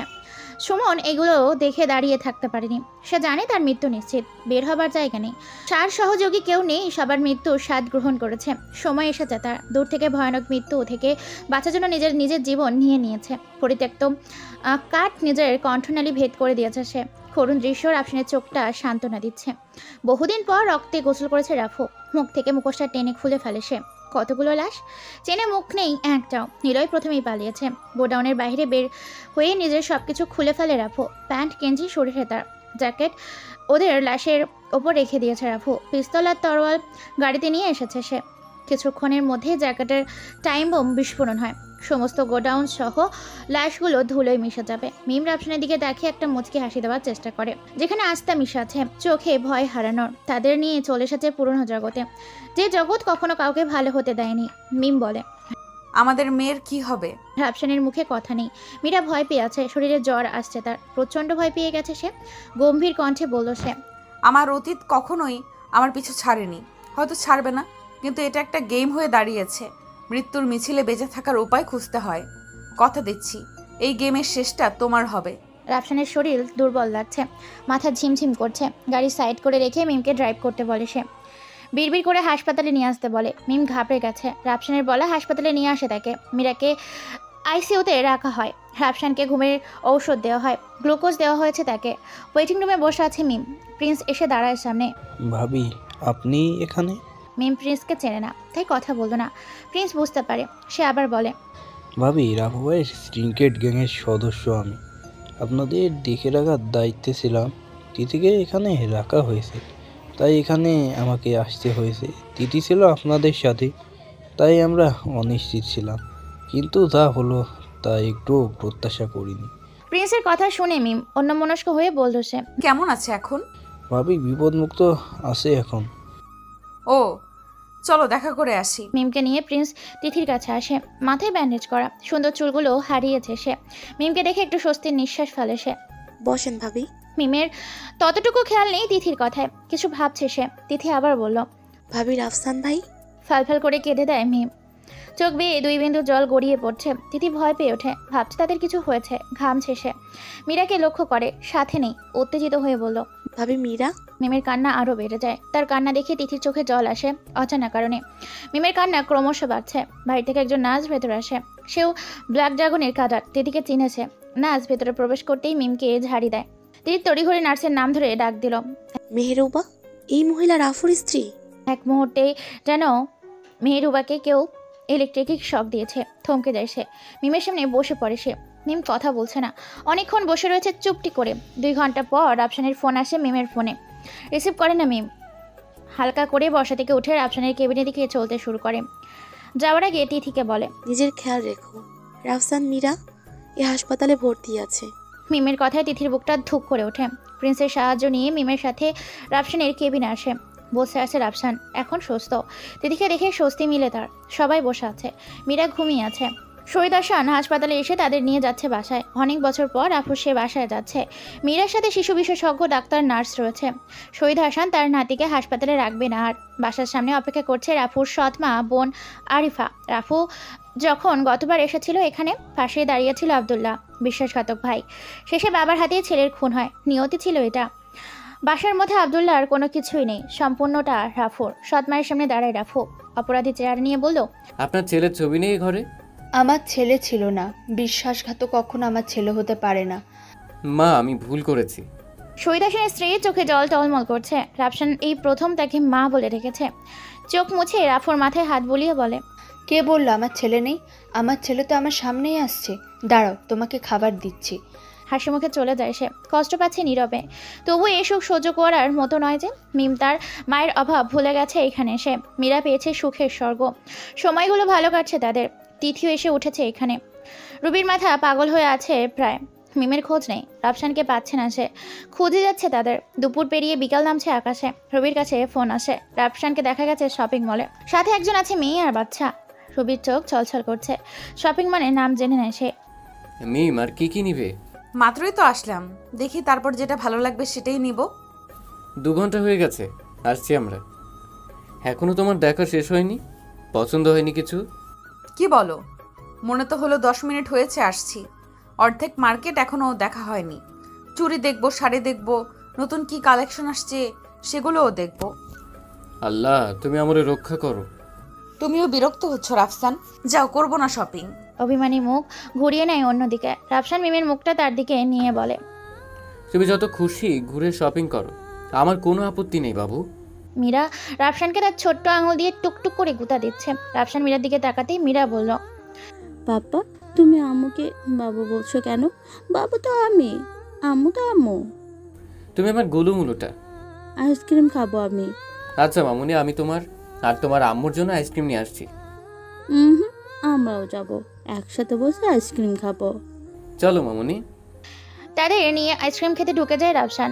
মিম তার পছন্দের আইসক্রিম খাওয়া শুরু করেই বলল, মাম্মাম বাথরুমে যাব। মিম তাকিয়ে আছে মীরার দিকে রাগী নজরে। রাফসান বলছে, মীরাকে কিছু বলবা না। তোমার মেয়ে, তুমি নিয়ে যাও। না, আমি তোমার সাথে যাও মাম্মাম। মিম বসে থাকতে পারেনি, মীরাকে নিয়ে লেডিস বাথরুমে নিয়ে যায়। রাফসানের চোখ আটকে যায় সামনে থাকা আশা মেয়েটার দিকে। কালো শাড়ি পরেছে মেয়েটা, কোমরের দিকে জল করছে। নাভির দিক থেকে শাড়ির কুচি এত সুন্দর করে দিয়েছে চোখ ফেরানো মুশকিল। কালো শাড়ি ম্যাচিং করে ব্লাউজ চড়ে ছোটের নিচে তিলটা আটকে যায় রাফসানের। ভারী দেহ, হাতা কাটা ব্লাউজ, মোহের নেশা পড়ে গেছে রাফসানের। পুরুষ সৌন্দর্যের পূজারী, সৌন্দর্য যাদের চোখ আটকাবে, নেশায় ডুব দেওয়া বারণ। রাফসানের সৌন্দর্য আটকে গেছে, মেয়েটার সামনে এসে দাঁড়ায়। পর মুহূর্তেই বুঝতে পারে এটা রুবি। চোখ নামিয়ে বলল, সুন্দর লাগছে আজ তোমাকে।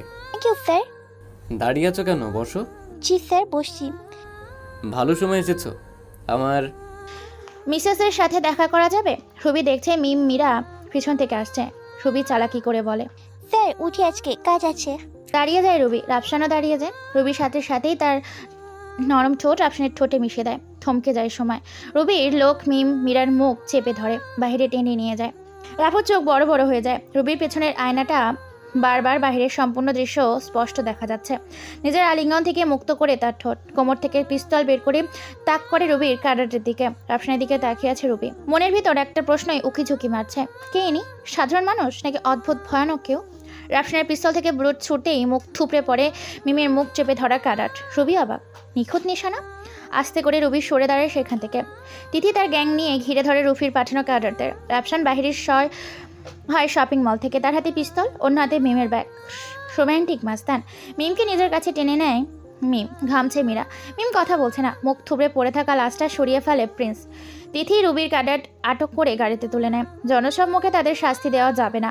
মৃত্যুর চিৎকারে সাধারণ মানুষের হৃৎপিণ্ড নষ্ট হয়ে যাবে। রক্তের ঘ্রাণে মাতাল হয়ে উঠবে তারা, খুনে নেশায় ডুব দিবে তারা। সেটা কখনোই রাফু চাচ্ছে না। তিথির চলে যাবার পরে রাফসান মিমের হাত ধরে, নিজের হাত ছাড়িয়ে নেয় মিম। মীরার হাত ধরে মিম বলল, মেয়েটা কে? কোন মেয়েটা? যার সঙ্গে লেপ্টে ছিলে সে মেয়েটা। বুঝলাম না তোমার কথা মিম। মিমের শরীর আগে গজগজ করছে। তুই এখন বুঝবি কেন? আমি তো পুরনো হয়ে গেছি, আমাকে এখন আর ভালো লাগবে না। তোর তো নতুন নতুন চাই, আমারটা পুরান হয়ে গেছে। মিমের কথা শেষ হতে রাফসান মিমের গালে থাপ্পড় লাগিয়ে দেয়। লাল হয়ে গেছে গাল। রাফসান বলল, মেয়ের সামনে এগুলো কি বলছিস? তুই কিরকম জানতে হবে না। সেদিন তোর প্রেমিকা আমাদের তুলে নিল তোকে পাওয়ার জন্য। একটুর জন্য আমি আমার মেয়েকে হারাইনি, আজকে আবার অন্য একটা মেয়ে। কত মেয়ে লাগে তোর ভাই? ভালো থাকিস, রোজ নতুন মেয়ে নিয়ে সুখে থাকিস। আমি আমার মেয়ের জীবন নষ্ট করতে পারি না। তুই মাস্তান ছিলি, আছিস, থাকবি। মাস্তান কখনো ভালো বাবা হতে পারে না। মিম চলে যায় রাফসানের সামনে থেকে। মীরাকে নিয়ে অনেক দূরে চলে যাবে। কালো ছায়া লাগতে দিবে না তার শরীরে। শহীদ হাসিনের বাড়ি আসে প্রথমে। সেখানে নিজের পাসপোর্ট ছিল, তা নিতেই এসেছে মিম। রাফসান বুঝতে পারছে না কি করা উচিত তার। মাথার চুল ছিঁড়তে মন চাইছে তার। সিএনজি নিয়ে তিথির কাছে চলে আসে রাফসান। আটককৃত ক্যাডারদের মুখ থেকে তিথির নাম জানতে পারে তারা। আকবর হোসেনের গ্যাংয়ের ক্যাডার। রাফু তিথির কাছে আসতেই ইনফরমেশন দেয় তাদের। আটককৃত 4 জন ক্যাডারই 4 টুকরা করে কেটে ফেলে রাফু। রাগ কন্ট্রোল হচ্ছে না তার। নিজের গ্যাংয়ের ক্যাডারদের তৈরি হতে বলে রাফু। আকবরের সামনাসামনি হতে হবে। তিথি, প্রিন্স, শিমুলকে নিয়ে তাদের গ্যাংয়ের বেস্ট শার্প শুটার টিমকে তৈরি করে। 10 জনের একটি টিম। সবাই ব্ল্যাক ড্রাগনের কোড ইউজ করে, নিজস্ব পোশাক পরে, কালো জ্যাকেট, হেলমেট সব ম্যাচিং করা। রাফসান তার নৃশংসতা প্রতি কালো জ্যাকেট, তালোয়ার তৈরি বের করে। সাথে 200 কাটার, দুটো মেশিন গান যোগ করা গাড়ি চলছে তাদের সামনে। দিনের আলোয় রাফুর গ্যাং দেখে থমকে গেছে শহর। প্রশাসনের ঊর্ধ্বতন কর্মকর্তা ফোন করে শহীদ হাসানের কাছে। আপনি যে দিনের আলোয় এমন চলাফেরা করছেন, আমরা কিন্তু অ্যাকশন নিতে বাধ্য হব। তার কথা শহীদ হাসান বুঝতে পারেনি। সে বলল, কি বলছেন আপনি? আমার কোন কাজটা আপনার প্রশাসনের বিরুদ্ধে গেছে? রাস্তা ব্লক করে আপনার গ্যাংয়ের ক্যাডারদের উপস্থিত দেখা যাচ্ছে। স্যার, আমি তো এই কাজ সম্পর্কে কিছু জানি না। দেখুন শহীদ সাহেব, আপনাকে ওয়ার্নিং করছি, যত তাড়াতাড়ি সম্ভব হয় তাদের রাস্তা থেকে সরিয়ে ফেলুন। শহীদ হাসানের পেছন থেকে নিজাম বলল, বস, রাফু আকবরের সামনাসামনি হতে যাচ্ছে। ফোনের ওপাশ থেকে কথাটা শুনে কেঁপে ওঠেছে। টেবিলের উপর গ্লাস ভর্তি পানি ঢকঢক করে খেয়ে নেয় সে। সম্পূর্ণ শহরের প্রশাসন তার হাতের মুঠোয়। তবুও সে রাফির নামটার প্রতি দুর্বল। তার ডান হাতের ক্ষমতার স্থান এখনো পূরণ হয়নি। সে বলে উঠল, শহীদ সাহেব, একটু দেখেন গন্ডগোল যেন না বাঁধে শহরে। রাফুকে বলেন না যেন আমি ফোন করেছিলাম। সে শেষবার বলেছিল আমি যেন আপনাকে না বিরক্ত করি। আচ্ছা, আমি দেখছি। ফোন রেখে দেয় শহীদ হাসান। গন্ডগোল হবে তা কনফার্ম। মিম সোফায় বসে আছে, সব কথা শুনছে। বাসে এসেছিল তার সবকিছু নিয়ে চলে যাবার জন্য, কিন্তু রাফুর মা যেতে দেয়নি মিমকে। তার একটা কথা, রাফু না আসা পর্যন্ত এ ঘর থেকে একটা পিঁপড়াও বাহিরে বের হতে পারবে না। মিমের মন কঠিন করেছে, কিছু বলেনি এসব শুনে। মিম বুঝেতে তার হঠাৎ এমন ভায়োলেন্স হওয়ার কারণ, বারবার তাদের উপর অ্যাটাক। মিমের রাগ করার সময় মিলিয়ে রাফুর মস্তিষ্কের স্নায়ুকোষ যুদ্ধ শুরু করেছে। আকবর হোসেন তার বিজনেস পার্টনারের সাথে মিটিং করেছিল অফিস রুমে। রাফসান এসেই তার অফিসে হামলা করে, মেশিন গান দিয়ে গার্ডদের মুহূর্তেই কাবু করে ফেলে। ব্লুড প্রুফ জ্যাকেটধারী স্কোয়াড রাফুর সামনে, রাফু মাঝে। সামনে যা আছে গুড়িয়ে দিয়ে যাচ্ছে তারা। পাশের বিল্ডিংগুলো স্পাইপার হাতে দাঁড়িয়ে নিশানা ঠিক করে রেখেছে রাফুর ক্যাডার। পুরো বিল্ডিং এখন রাফুর হাতে। মিটিং রুমে দরজার আওয়াজ শুরু হয়। আকবর হোসেনের হাত দুর্বল হয়ে পড়েছে। হঠাৎ গোলাগুলির শব্দে দুর্বল করে দেয় তাকে। দরজা ভেঙে ভিতরে ঢুকে রাফু। সবাই দাঁড়িয়ে আছে। রাফু এসে দাঁড়ায় তাদের সামনে। আকবরকে আকবর রাফসানকে দেখেছে, তাই চিন্তা অসুবিধা হয়নি। একসময় তার তাণ্ডবের কথা লোকমুখে শুনেছে। আর সামনে রাফসান নিজে দাঁড়িয়ে আছে, চোখ তুলে কথা বলার সাহস হারিয়ে ফেলেছে সে। একসময় এই আকবর শহীদ হাসানের সাথে রাফসানের মৃত্যুর কথা বলে, হুমকি দেয় তাকে। রাফসান কর্কশ গলায় বলল, আকবরকে সামনে এসে দাঁড়া। আকবরের দুজন কাডার পিস্তল বের করতে পেছন থেকে গ্লাস ভাঙার শব্দে লুটিয়ে পড়ে তারা। মাথা থেতলিয়ে গেছে। আকবর তাকায় গ্লাসের বাইরে। স্পাইপার হাতে দাঁড়িয়ে আছে প্রিন্স, তিথি আরও 20 জনের মতো। 3-4 জন পেট হালকা করে ফেলেছে সেখানেই। আকবর রাফুর সামনে আসে। তুই আকবর? শালা ভিতর ডিম, তুই আসছিস আমাকে খুন করতে? আমার পরিবারের দিকে নজর দিয়েছিস? আমাকে খুন করতে চাইছিস? ভালো, এটা আমার পরিবারের দিকে নজর দিয়ে ভুল করেছিস আকবর। আমি তোর পরিবারের উপর হামলা করিনি। আকবরের কথা শেষ করতেই তার থুতনি চেপে ধরে রাফসান। আমার উপর হামলা করিয়েছে কে? আমার স্ত্রী সন্তানকে তুলে আনছে কে? সুমন তোর লোক ছিল, তাকে ঠিকানায় পাঠিয়ে দিয়েছি। আমাকে খুন করতে চাইছিস কেন? ক্ষমতা হাসিল করার জন্য। এই তোর ক্ষমতা? হো হো করে হেসে ওঠে রাফসান। দুহাত মেলে পিছু সরে দাঁড়ায় রাফসান, বলে, এটা আমার রাজত্ব, এখানে আমার দিকে চোখ তুলে তাকানোর সাহস নেই কারো। তোর ক্ষমতা চাই? দেখ, এটাই আমার ক্ষমতা, আমার রাজত্বে আমার নিয়ম চলবে। তোর সাহস হয় কিভাবে আমার কলিজায় আঘাত করার? সামনে এগিয়ে আসে রাফু, পিস্তলের নলটা আকবরের মুখের ভেতর ঢুকিয়ে দেয়। একটা বুলেট তোর ক্ষমতা শেষ। ভয় তৈরি কর, ক্ষমতা আপনা আপনি চলে আসবে। আর এই রাজত্বে ভয়ের নাম রাফু। তোকে মারছি না, তোকে শাস্তি দিব, চোখ তুলে তাকানোর শাস্তি। আকবর হোসেন বাঁশের তৈরি টুথপেক ইউজ করে। টেবিলের ওপর পরিত্যক্ত টুথপেক পড়ে আছে, সেটা হাতে নেয় রাফু। পেছন থেকে 4 জন এসে আকবরের হাত পা শক্ত করে চেপে ধরে। বাম চোখের ভেতর ছোট্ট টুথপেক ঢুকিয়ে দেয়, হালকা ঘুরিয়ে উপড়ে ফেলে চোখ। আকবরের চিৎকারে সমস্ত বিল্ডিং কেঁপে ওঠে। উপড়ে ফেলা চোখ আকবরের হাতে দিয়ে বেরিয়ে আসে রাফু। আকবর ছটপট করছে। তার সহকর্মী তাকে হাসপাতালে নিয়ে যায় মৃত্যুর যন্ত্রণা থেকে মুক্তি দিতে। রাফু বাসায় আসে ক্লান্ত শরীর নিয়ে। বাসার মূল দরজা ঠেলে ভেতরে ঢুকতেই দেখে মিম বসে আছে সোফায়, তার ব্যাগ গোছানো। মেয়েকে নিজের কোলের ওপরই বসিয়ে রেখেছে। রাফসানের হাতে রক্ত লেগে আছে। মিম তাকে দেখেই তার মাকে বলল, আপনার ছেলে এসেছে, এখন আমি চললাম। আপনার ছেলেকে বলে দিয়েন তার শত শুভাকাঙ্ক্ষী আছে, তাদের নিয়ে সংসার বাঁধতে। আমি তার সাথে সংসার করতে পারবো না, ডিভোর্স লেটার পাঠিয়ে দিব, বলে দিয়েন আপনার ছেলেকে। রাফসান শুনেছে মিমের কথা, কিছু না বলে হাতে লেগে থাকা রক্ত মিমের আঁচলে মুছে নেয়। চিৎকার করে বলে, মা ক্ষুধা লাগছে, খেতে দাও। হাত তো ধুয়ে নে। পেছন থেকে বাবা বললেন কথাটা। রাফসান বাবার দিকে ফিরে বলল, মানুষের রক্ত, সমস্যা হবে না। মিমের দিকে কারো নজর নেই। মিম কেমন যেন হয়ে উঠল। কি হচ্ছে এসব? রাফসান এবার একটু জোরেই বলল, আকবরের চোখ উপড়ে দিয়েছি, আমার মেয়ের দিকে তাকানোর শাস্তি। আমার মেয়েকে যদি কেউ আমার থেকে আলাদা করে না। আসছে আমাকে ভয় দেখাতে। বাবা বলে দিবেন আপনার ছেলেকে আমি এসবে ভয় পাই না। শহীদ হাসান হাসছে। মিম সোফা থেকে ছেড়ে টেবিলের কাছে আসে। রাফসানের রক্তমাখা হাতে জগে পানি ঢেলে ধুয়ে দেয়, তারপর খাওয়া শুরু করে সে। মিম আবার এসে বসে সোফায়, বাবার দিকে তাকিয়ে বলল, বাবা উকিল ডাকুন, আপনার ছেলেকে ডিভোর্স দিব। সাইন করার জন্য হাত থাকবে না। আমি গন্ডারের কথা ভয় পাই না বাবা, বলে দিবেন। মিমের কথা শুনে কেউ কিচ্ছু বলল না। তার গলা শুকিয়ে আসছে বারবার। শালা লাল বাদর হনুমান খচ্চর একটা, মেয়েদের চুমু খাবে, কিছু বললেই ভয় দেখাবে। আমি ভয় পাই না, আমি ভয় পাই না। বলতে বলতে নিজের রুমে চলে আসে মিম। সুটকেস থেকে জামাকাপড় ছুঁড়ে মারছে বিছানার উপর। হাতি, মোটা চামড়ার বাদর, শালা বদমাইশ, যদি পারতাম না তোকে আমি কুচি কুচি করে কিমা বানিয়ে খেয়ে ফেলতাম। আল্লাহ কোন শাকচুন্নির কবলে ওই হারামজাদায় পড়ছে, একটু রক্ষা করো, ওই বানরটাকে কুচি কুচি করে কাটবো। চিৎকার করে কথাগুলো বলছে মিম। বাসায় সবাই শুনছে কথাগুলো। মীরা বাবার কাছে আসছে না, সোফায় বসে দাদার সাথে খেলছে। মীরার বাবা পাগল, বাবার কাছ থেকে দূরে যাবে না। মিম প্রচণ্ড রেগে আছে। রুবির কিস দেবার পেছনে কি মিমি দেখানোর মতো কোনো মতলব ছিল নাকি? কঠোর হতায় মাথায় আসে রাফসানের। কিন্তু মিম আরও একটা কথা বলেছিল, সেদিন কিডন্যাপ করেছিল তাকে এক মেয়ে তার ভালোবাসা আদায়ের জন্য। কিন্তু সেই মেয়েটাকে রাফসানকে এই কথাটা ভাবায়। কি করবে এখন? যদি আকবর করে থাকে, সে মিম মীরার দিকে স্বপ্নেও তাকাবে না। নিলয়কে খুঁজে পায়নি, পাওয়া গেছে অবশ্য কিছু জানা যেত। রাফসান চিন্তিত মিমকে নিয়ে। তার রাগ ভাঙানো সহজ নয়। শত চেষ্টার পরেও যখন হাত ছুতে পারে না রাফসান, তখন কেঁদে দেয় বাচ্চা ছেলেদের মতো। তবুও তার অভিমান কমে না। রাফসানের খাওয়া শেষ হলে মিমের সামনে যাওয়ার সাহস করে। মিম রুমে বসে আছে। রাফসান রুমের ভেতর আসতেই মিম চিৎকার করে বলল, এইদিকে আয় লালবাদর, তোকে আমি কুচি কুচি করে কাটবো। মিমের পাশেই রাফসানের প্রিয় তলোয়ার। রাফসান দাঁড়িয়ে আছে। মিম আবার বলতে লাগলো, ভয় পাচ্ছিস কেন? কাছে আসবি না?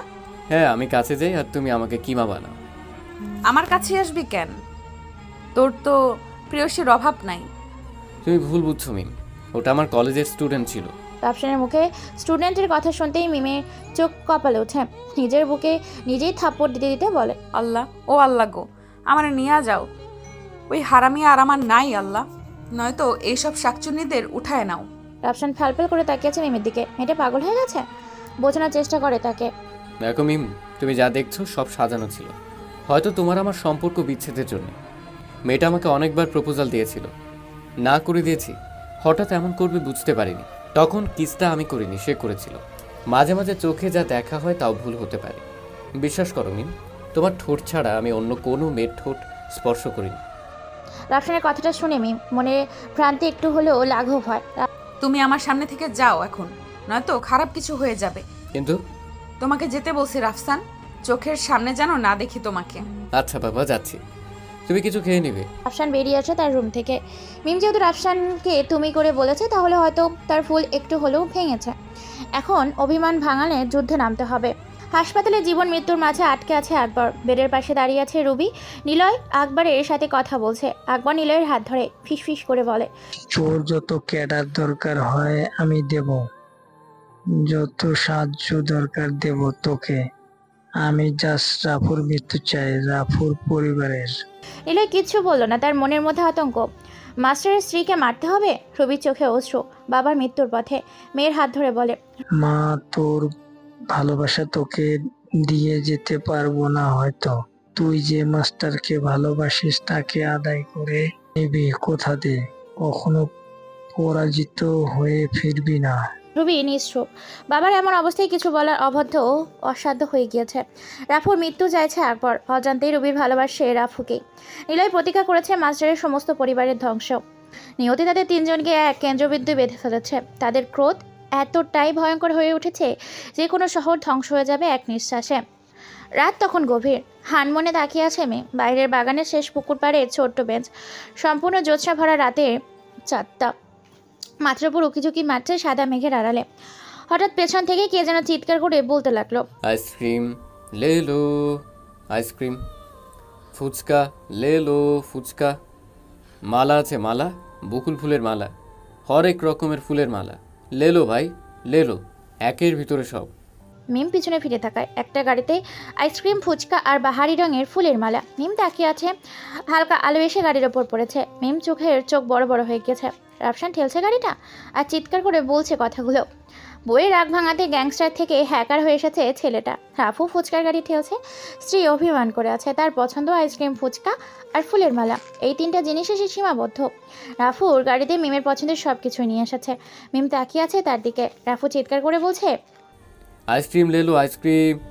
ফুচকা লে লো, মালা লে লো, মালা, বাহারি ফুলের মালা।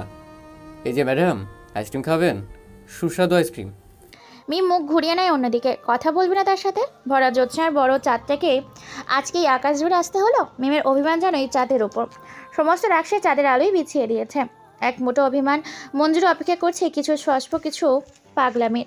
মিমের গাল ফুলিয়ে রাখছে। রাফুর কাণ্ড দেখে হাসবার উপক্রম হয়েছে তার। মুখ চেপে রেখেছে কষ্ট করে। এই যে ম্যাডাম, আপনার জন্য স্পেশাল ফুচকা আছে, খাবেন? আসেন, নয়তো সব কিছু মিস হয়ে যাবে। এই যে ম্যাডাম শুনুন, আজকে সব কিছু ফ্রি দিচ্ছি, আসুন বসুন, খেয়ে যান। না, কাজ হচ্ছে না। মিম মুখ ঘুরিয়ে রেখেছে দেখে রাফুর চেষ্টা প্রায় নষ্ট হয়ে যাচ্ছে। এক হাতে আইসক্রিম, অন্য হাতে ফুচকার বাটি নিয়ে আসছে মিমের পাশে। মিম চেয়েও দেখছে না, আসছে পাশে। রাফুর চোখ ছলছল করছে। কথা বলবা না?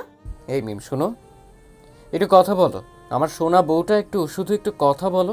আমার নিঃশ্বাস বন্ধ হয়ে আসছে মিম, মনে হচ্ছে কেউ ভেতর থেকে চেপে ধরেছে। এই যে শুনো না। আপনি কে? আমি আপনাকে চিনি না, বিরক্ত করবেন না। মিম, আমার কাছে আসছেন কেন? আপনার কলেজের সুন্দরী মেয়েদের কাছে যান, তারা তো সুন্দর করে আদর করতে পারে, তাদের কাছে যান। আমার এখানে কি? আমার কথা শুনবে তো? না, আপনার কথা কেন শুনবো? আপনার শত শত শুভাকাঙ্ক্ষী আছে, তাদের শোনান। ভালোবাসি। পুরনো হয়ে গেছি, নতুন কাউকে খুঁজুন। ভালোবাসি। যুবতী মেয়েদের ঠোঁটে স্পর্শ নিন। ভালোবাসি। তোমাকে এখন আমি খুন করব। তোমার ভালোবাসার দরকার নেই, যাও যাও তোমার শুভাকাঙ্ক্ষীদের কাছে। সবাই ভালোবাসি বলে। সবাই ভালোবাসে, তবে আমার মতো কেউ হয়তো তোমাকে ভালোবাসতে পারবে না। সবাই ভালোবাসা দিতে পারে, কজন আছে ভালোবাসার সঙ্গী হতে পারে? আমি সঙ্গ চাইছি তোমার কাছে। সবাই ভালোবাসার যোগ্য হয় না, কারণ সবাই তোমার মতো না। তুমি ভালোবাসা জীবন মরণের আশা। যতদিন বাঁচবো তোমার হাতটা শক্ত করে ধরে থাকবো মরণ পর্যন্ত। তারপর কিছু বলতে পারছে না রাফসান। মিমের হাতটা কখন যে শক্ত করে ধরে আছে খেয়ালই নেই। ফুলগুলো কি শুকিয়ে যায় ভ্রমণের অস্পর্শে? নীরবতা ভেঙে বলে ওঠে মিম। রাফসানে তাকিয়ে আছে তার দিকে। মিমের মুখে গম্ভীর কথা সহজে শুনতে পায় না সে। আজ তাকে নীরবতা গ্রাস করেছে। রাফসান মুখ খুলে বলল, হ্যাঁ। তাহলে ভ্রমণের সাথে ফুলের বিচ্ছেদ হয় কেন? ফুলের মধু সংগ্রহের পর সে ফুল থেকে আর মধু পাওয়া যায় না, তাই ভ্রমণটাকে ছেড়ে চলে যায়। ঠিক এমনটাই তুমি কি করনি? রাফসান চুপ হয়ে যায়। মিমকে কিভাবে বুঝাবে এটা চোখের ভুল? নীরবতা ভেঙে যায় রাফসান। মেনে নিলাম ভ্রমর মধু গ্রহণ করে ফুলকে ছেড়ে চলে যায়, কিন্তু ভ্রমর বসে থাকে না। একটা ফুল থেকে হাজার ফুলের সৃষ্টির কাজে লেগে থাকে।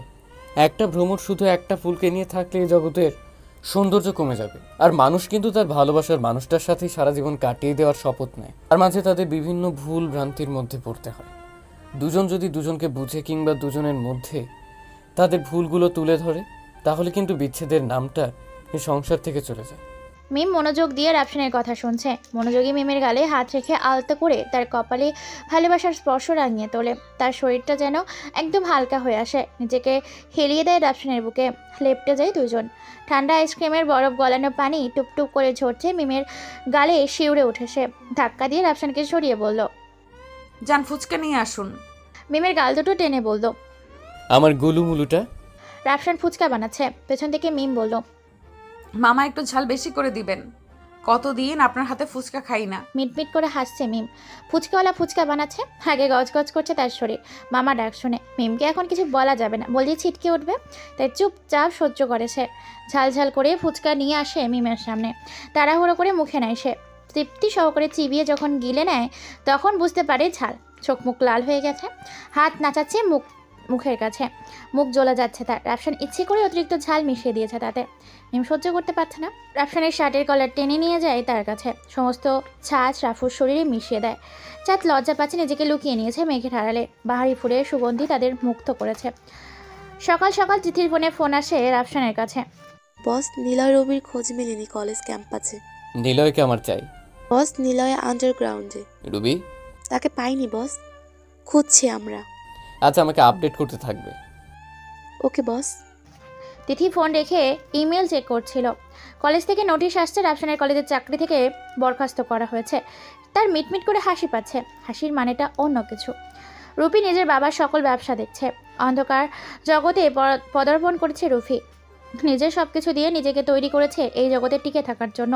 আকবর হোসেন এক চোখে চিরতরে নষ্ট হয়ে গিয়েছে। ডাক্তারের সকল চেষ্টা বৃথা হয়েছে, তার চোখ ফিরিয়ে দিতে পারেনি। রুবি এতদিনের প্রতিজ্ঞা করেছে। আকবর হোসেনের এক চোখ চিরতরে নষ্ট হয়ে গিয়েছে। ডাক্তারের সকল চেষ্টা বৃথা গিয়েছে, তার চোখ ফিরিয়ে দিতে পারেনি। এতদিনে প্রতিজ্ঞা করেছে তার বাবার প্রতিশোধ নিজে হাতে নেবে।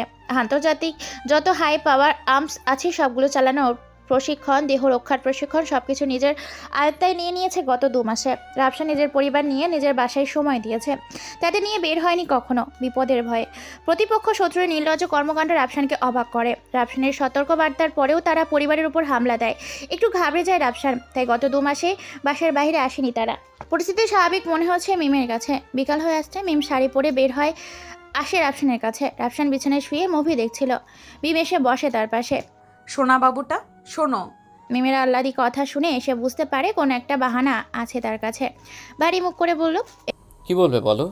একটু নরম হয়ে কথা বলো না। জি মহারানী, বলুন, আমি শুনছি। চলো না বাহির থেকে ঘুরে আসি, তুমি আর আমি। সাইকেলে চড়ে আমি তোমার সামনে আসব। ব্রেক দেওয়ার বাহানা করে আমার কোমর ছুঁয়ে যাবে, মুখ ডুবাবে আমার খোলা চুলে। তোমার মাথায় গেছে মিম? জি না, আমি ঠিক আছি, চলো বাহিরে যাব। যাও, আমি পারবো না। কি বললা? পারবা না তুমি? না, পারবো না। মনে থাকবে তো? মনে থাকবে। ভেবে বলছো তো? এবার রাফসানের মনে ভয় ঢুকেছে। গত বছর ঘুরতে না নিয়ে যাবার কারণে 2 মাস তার কাছে আসতে দিইনি। হঠাৎ মনে পড়ে গেল সে কথা, গলা শুকিয়ে গেছে।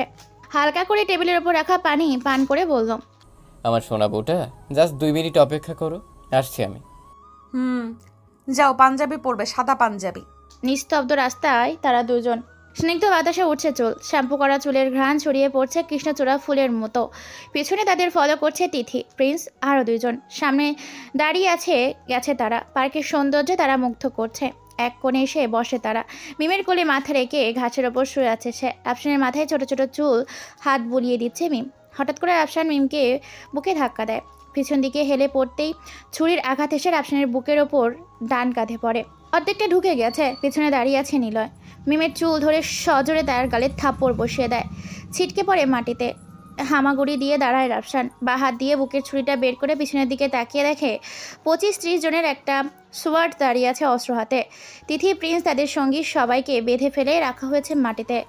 চোখ ঝাপসা হয়ে আসছে, তবুও নিজেকে ঠিক রাখে। বলল সে, কি চাই তোর নিলয়?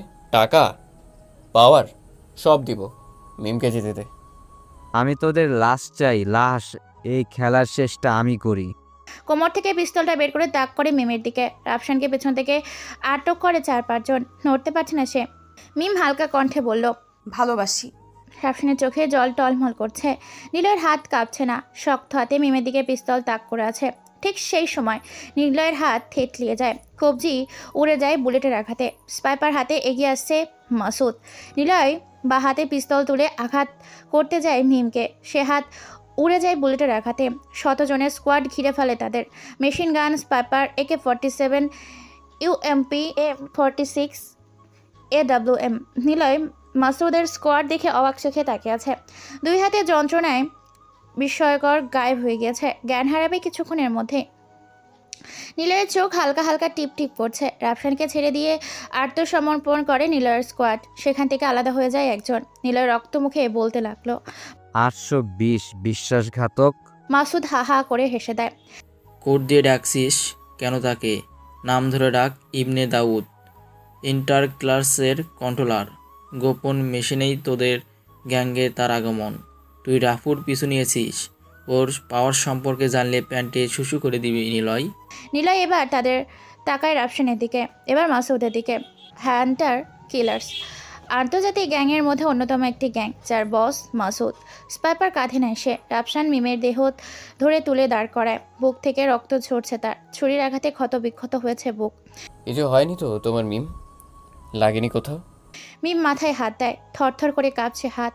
মিম বুঝতে চাইছে তার মাথায় ব্যথা লেগেছে। রক্ত গরম হয়ে উঠেছে রাফসানের। মিমকে রাস্তায় নিয়ে মুখ ঘুরিয়ে রাখে। বলে রাফসান, তোমার পিছে যা খুশি হোক, পিছন ফিরে তাকাবে না।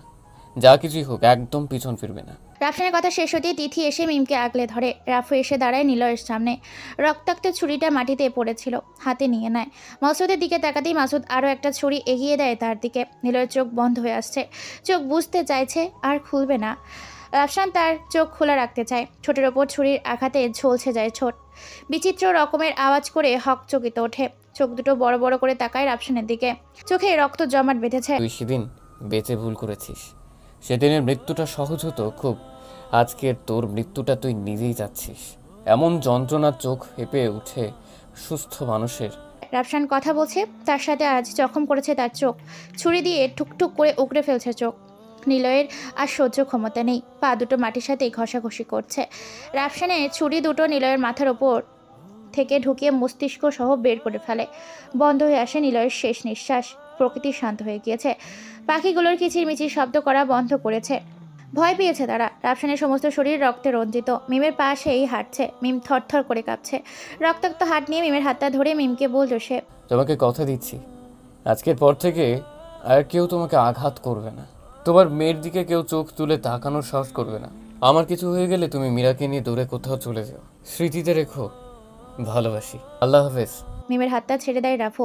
ক্রমশ ভেঙে পড়ছে মিম। তিথি সমস্ত শক্তি দিয়ে জড়িয়ে আছে তাকে। মিমকে গাড়িতে তুলে রাফুর সামনে চলে আসে তিথি।